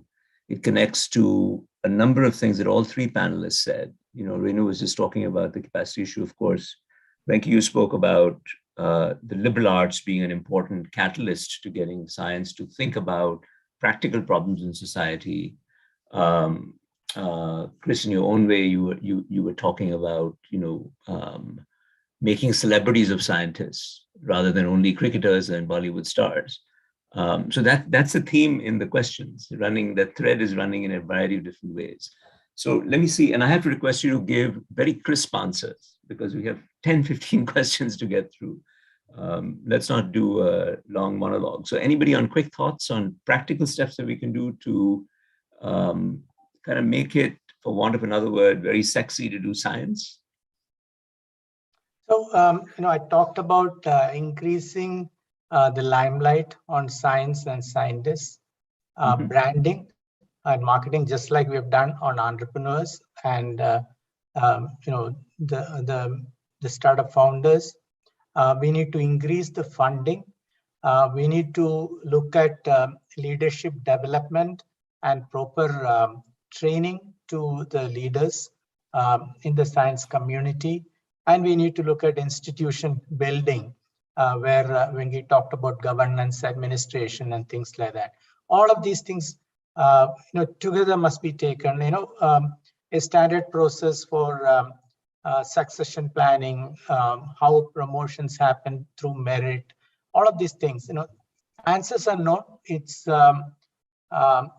patchy in terms of its implementation. There are some good institutes, but we need more, and we need to probably go towards a technology-based system to administer the HR processes in our research organizations. Probably it is required in government in general. Okay, great. Chris, thanks. Venki? A couple of things here. Obviously, the issue for me, I showed all my students at Harvard President Kennedy's speech in 1962 at Rice University of why US wanted to go to the moon. It's a very, it makes goosebumps fly. Because said, why are you wasting your money going to the moon? It's a barren place. He said, no, we must do something which is far out, which is the unknown, etc. And it is, in fact, a frontier. Of course, over a period of time, there'll be lots of. So we do need leadership at the very top to say this is important. So in a certain time, Nehru, we can have our pluses and minuses. He did create the IITs with a certain thing, merit-based, etc. I think some of it has been, and some things they didn't do right. So that leadership is important with as an icon. Today's world in the US, so I came at that time as a young graduate student. I'm a lot older than most people in this audience here. And it really attracted a lot of people to science and engineering.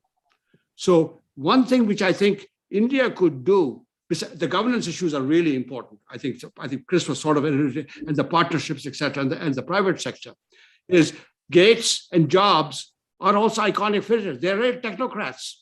And so I think we do need to sort out, so what Infosys is doing, Narayan Murthy, Chris, and so on, as part of it, but we need to get many more of them, that they really turn out that these are that's important. And third, I don't think I'm too old now, we're not using the Indian diaspora. I see China, it's caused a lot of problems. They have been very aggressive. When I was a youngster, I felt that India has changed remarkably. If I were now in India, I would be working in India. You should know that, because when I was there, we used to have rationing, food was a problem, and all the people may not know it, most of the people, because believe me, water was a problem even. It's in Mumbai, which is the most advanced city. So I think it really is important that we attract the diaspora.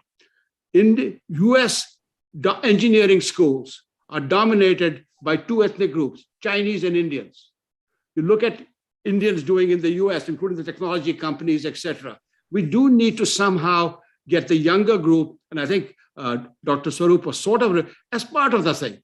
They can't be holier than thou. You have to really care about India. Indian conditions are different from the US and so on. But I think there are enough people who are that kind. So we need to have more proactive somehow we've had fits and starts in this, but it has not really been a coherent. For China, it was a national strategy, coming right from the top. That is so Venki, that's a practical response to the question, right? One instrument that's available to glamorize potentially is to take iconic figures who may have some connection with India in the diaspora. And I think one thing which Chris was referring to, the big multinational companies, they in China really had and many of them have created good R&D enterprises. This includes in Delhi. I had a postdoc, Ajinkya, who's now in Delhi, actually look at those. And we need to embrace them a little more. We had too much, because of our past of self-sufficiency and so on, taken to the extreme. So I think there are let me jump in here. Chris, here's a practical idea. And tell me if it's crazy, right? What if we take a cricketer, right? And talk about how you can apply principles of physics, for instance, to improving, I don't know, the stroke or the material in the willow in the bat or something, and have him or her, if it's a female cricketer who has celebrity status, I don't know who that would be, endorse scientists who are working on it. Similarly with Bollywood, right? There's so many special effects. I mean, the science and computational needs, as you know, in graphics these days, with NVIDIA and all these companies, take the scientists, take the problem, marry it, no? So Tarun, these are all happening now in India. You will be happy to know. So just take cricket alone. Anil Kumble has created a startup, which uses a very small sensor and camera at the stem to actually photograph the stroke, and in real time actually can tell you where the ball would go, how far it would go, what are the mistakes the batsman is making, and complete analysis. And it's all science and scientists and things like that. So this is starting to happen, and so that's why on the startup side, on the innovation side, I'm actually I have seen the scale turn towards world-class and very innovative products. What we need is in the deep tech side, on the development of new knowledge side. Of course, this is applied knowledge, but we need to look at new knowledge and in our academic institutions and scientific institutions, we need quality and quantity improvement. So, Chris, just with that great, sorry, one sec. Just one thing on this point. I want what Chris had mentioned. It's important with this that these chairs which they created is a very good thing. That is a way of doing it. That's how, in fact, I changed Harvard as well. So, Chris, I know the one in the Institute of Science, which Anurag Kumar had invited me. And of course, this will take a time, but it's a very good thing to do it that way. And that's the way industry can pay and so on. And they will make some mistakes, but that's all right. Jump in. Renu, jump in. So, Tarun, I think what Chris was saying, that we need to also now bring into the deep tech. I think we need to incentivize that part of the research by incentivizing blue sky research, letting the youngsters know that, well, if you have a crazy idea, there is funding for it. So if you can do that, then you can attract them, because you need that message to go out very strongly that science is relevant for a large number of solutions that you provide. And they will come up with crazy ideas, but we don't have high-risk funding is sufficient enough available. So I think that has to move, and you will be able to attract a lot of youngsters with that. But how do we do that, Renu? You're the government person. So that's what I said. It's not always the government. You can't only say industry has to step up, because even government is so low. Government has been doing it. Renu, you should talk about your Genome India initiative. Absolutely. The National Mission on Interdisciplinary Cyber Physical Systems, 25 labs across the country, 3,600 crores. It's starting to happen. Now we need private sector participation, right? Philanthropic participation. I am pushing very hard to make that happen. Government also has announced the National Research Foundation, 50,000 crores funding. So government is hearing and starting to respond, and people like Renu have led this from the front. If there is one, let's say, star in our this thing, that's in the biotech space. Yeah, so I think what is important is the government plays the role of a catalyst. The government, that risk mitigation, you put your foot forward, but once that is done, then you need the others to come forward. It can't be totally there. Of course. That's really the role that the government is currently playing, and we hope that with that we'll be able to attract and mobilize a lot of other players into it. So there's some level of risk mitigation that's already happened. Okay, so we spoke about the amazing stuff that were happening, whether it's Anil Kumble or the private sector or BIRAC or government's investment. What Chris also brought up another point, and Venki did too, about connectivity to the rest of the world. Actually, Renu did also in saying we have to benchmark with quality standards. So talk to me briefly. We only have 3-4 minutes left, but if each of you could say something about something that could be done about either deepening connection. You know, I routinely get invitations to spend a year at Beda or Tsinghua, routinely, so on my terms. So Tarun, I've never gotten anything from India. Tarun, it's starting to happen. It's growing. It probably will need to. So the biggest challenge is we can't match the salary of a US university right now. The universities in India are able to scale it up to maybe 1.5 times or 2 times what an IIT would pay. That's acceptable, but that's probably not incentive enough for somebody to relocate from the US, and that's the reason why I have created these chairs, which are part-time chairs, not full-time, and we take care of the complete expenses, and we give them some money which they can spend whichever way they want during their time in India. There are no strings attached, and that's way to actually scale this up and bring more collaboration. Joint PhD is another way. I'm supporting joint PhDs with NTU. We have done postdocs with CMU. So we need to scale this up, and Tatas are also doing that. Tata Trusts are also doing that in terms of sponsoring PhD students to go abroad, postdocs to come to India. We need to do that. I will also say one more thing. A good outcome of tightening the FCRA funding, I see some of the philanthropic foundations now redirecting their money to research organizations. So that's an interesting development. Suddenly, they can't direct it to NGOs, so they're directing it to research organizations. And very quick comments from Renu and Venki. Renu, you go first. Yeah, so Tarun, I think one way it's already started happening is even through these bilateral cooperations that we have, the government to government cooperations, we've actually been able to build these connected centers. So these connected centers are, so what is important is we need to institutionalize these mechanisms of cooperation rather than making them just individual based. As Chris said, sometimes it's not easy to afford that, sort of scientists to come in from outside by a university. But if it happens under a bilateral arrangement, then it's much simpler because it works out. So we've done it for a couple of countries, but I think we need to do more of that. That will help joint PhDs, joint educational programs.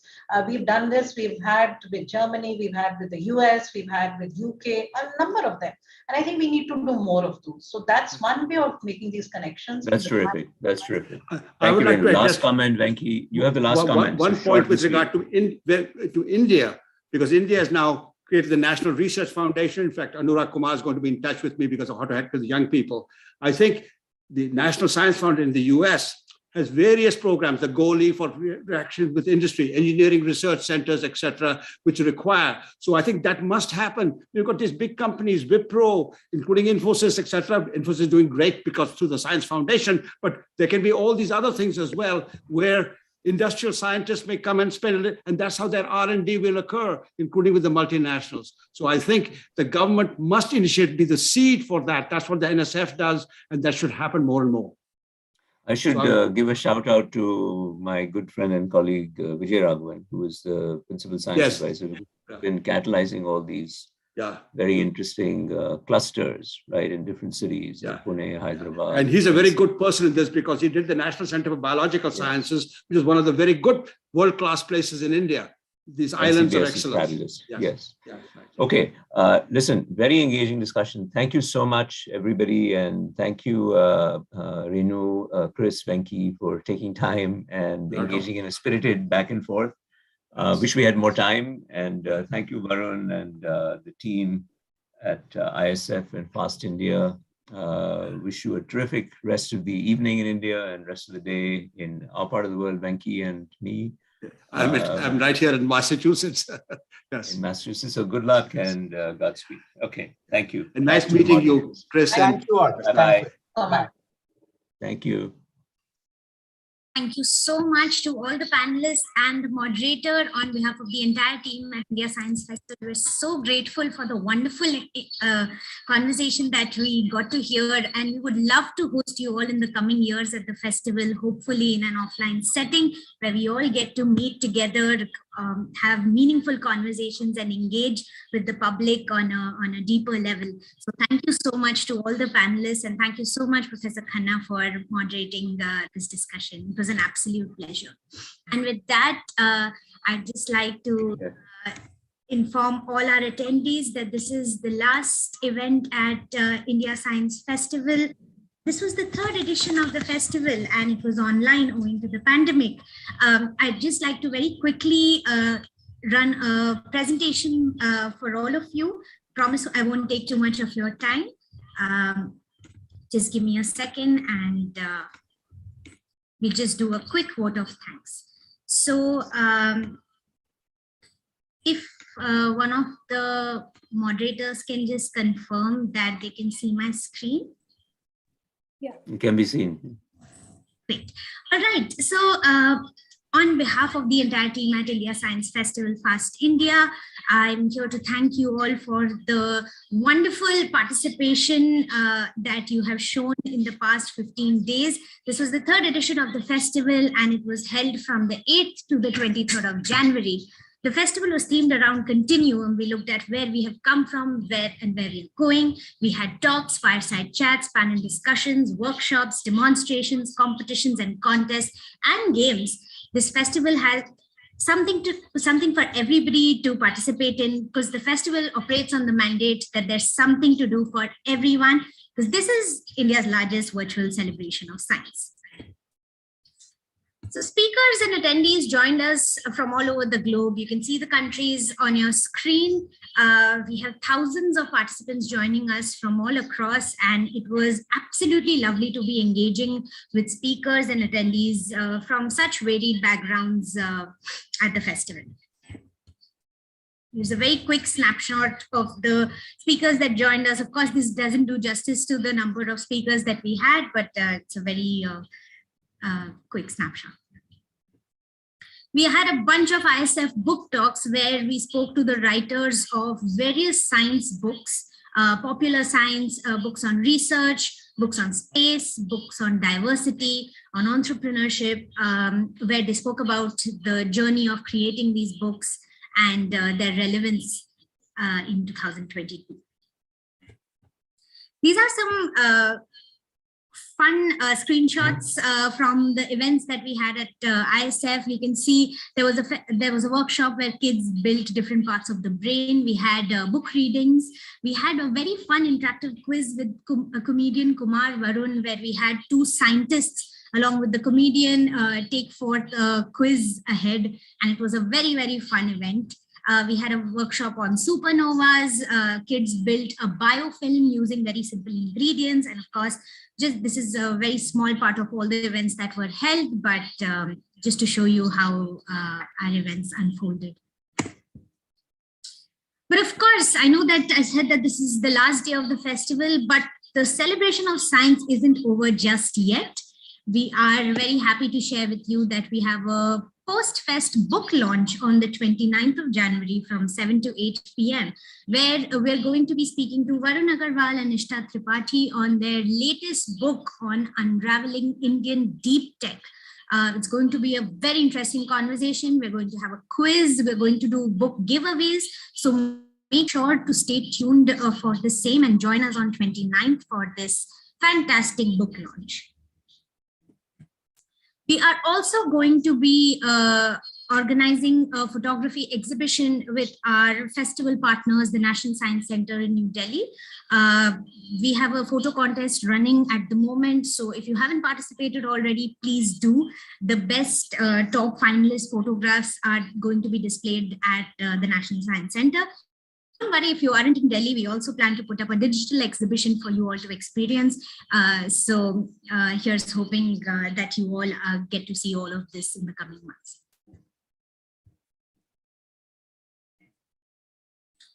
The festival would not have been possible without the support of all our partners. So here's thanking our program partners, Social Alpha, the National Science Center, Delhi, and the Lakshmi Mittal and Family South Asia Institute at Harvard University. Our digital media partners, the Indian Express. Our knowledge partners, Talk to a Scientist, Luma World, Science Gallery, Bangalore, Cyrio, Cactus Communications, India Bioscience, India Alliance, the Center for Civil Society, Nisaba Education, the Asian Century Foundation, and the Night Science Journalism Program at MIT. A big thank you to our outreach partners. We had our support coming in from Vailtech, from VIT, Chipkara University, SysTech, Karpagam Academy of Higher Education, IES University, Bhopal, and M. Kumarasamy College of Engineering. A big shout out to our event moderators who have been relaying all the action to you live on social media, on Twitter mainly. We had Shubh, Rupsi, and Parth who were moderating our events behind the screens and were instrumental in making sure that all of our events went smoothly. So thank you so much for the support to the three of you. A big thank you to all of our interns in the previous months, and of course the volunteers who have preciously given their time to us to put our events together. Goes without saying that the festival would not have been possible without the support of Amit, Aditya, Ritika, Vartika, Abhishek, Vishal, Jasmeet, Lekha. Apologies if I've missed out on any names, but a big thank you to you. You know who you are. Our interns from the previous months, Pokhi, Suya, Shreyash, Momita, Arnab, who have been instrumental in putting forward all of our events on social media and also have been very supportive in creating digital creatives for us. So thank you so much for the same. And of course, this goes without saying, the biggest thank you to all of our attendees for being a part of ISF 2022. The festival would not have been possible without your participation. So thank you so much for engaging with us in the previous days. And we really hope that you will continue to support ISF in the coming years, because honestly, this festival is for all of you to participate in, and we would love to engage with you all in the coming years. So please do continue to be associated with us. We are very active on our social media channels. You can follow us on Facebook, Instagram, Twitter, LinkedIn, and YouTube. All of our events are live, and they'll be uploaded on social media. And you can find the recordings of all of our events on YouTube too. So if you missed out on an event, no worries. You'll be able to catch them on our YouTube channel. We'll also be posting a lot of tidbits about the festival in the coming weeks. So we'll make sure to keep you informed about all of our events in the coming days. And of course, that brings me to the end of my presentation. Please continue to keep celebrating science with us. The festival is all about celebrating science, and we really hope that you will be engaged with us throughout. Goes without saying that it's a big thank you to the co-founders of Fast India, Ashish Dhawan and Varun Agarwal, for helping us put together the festival.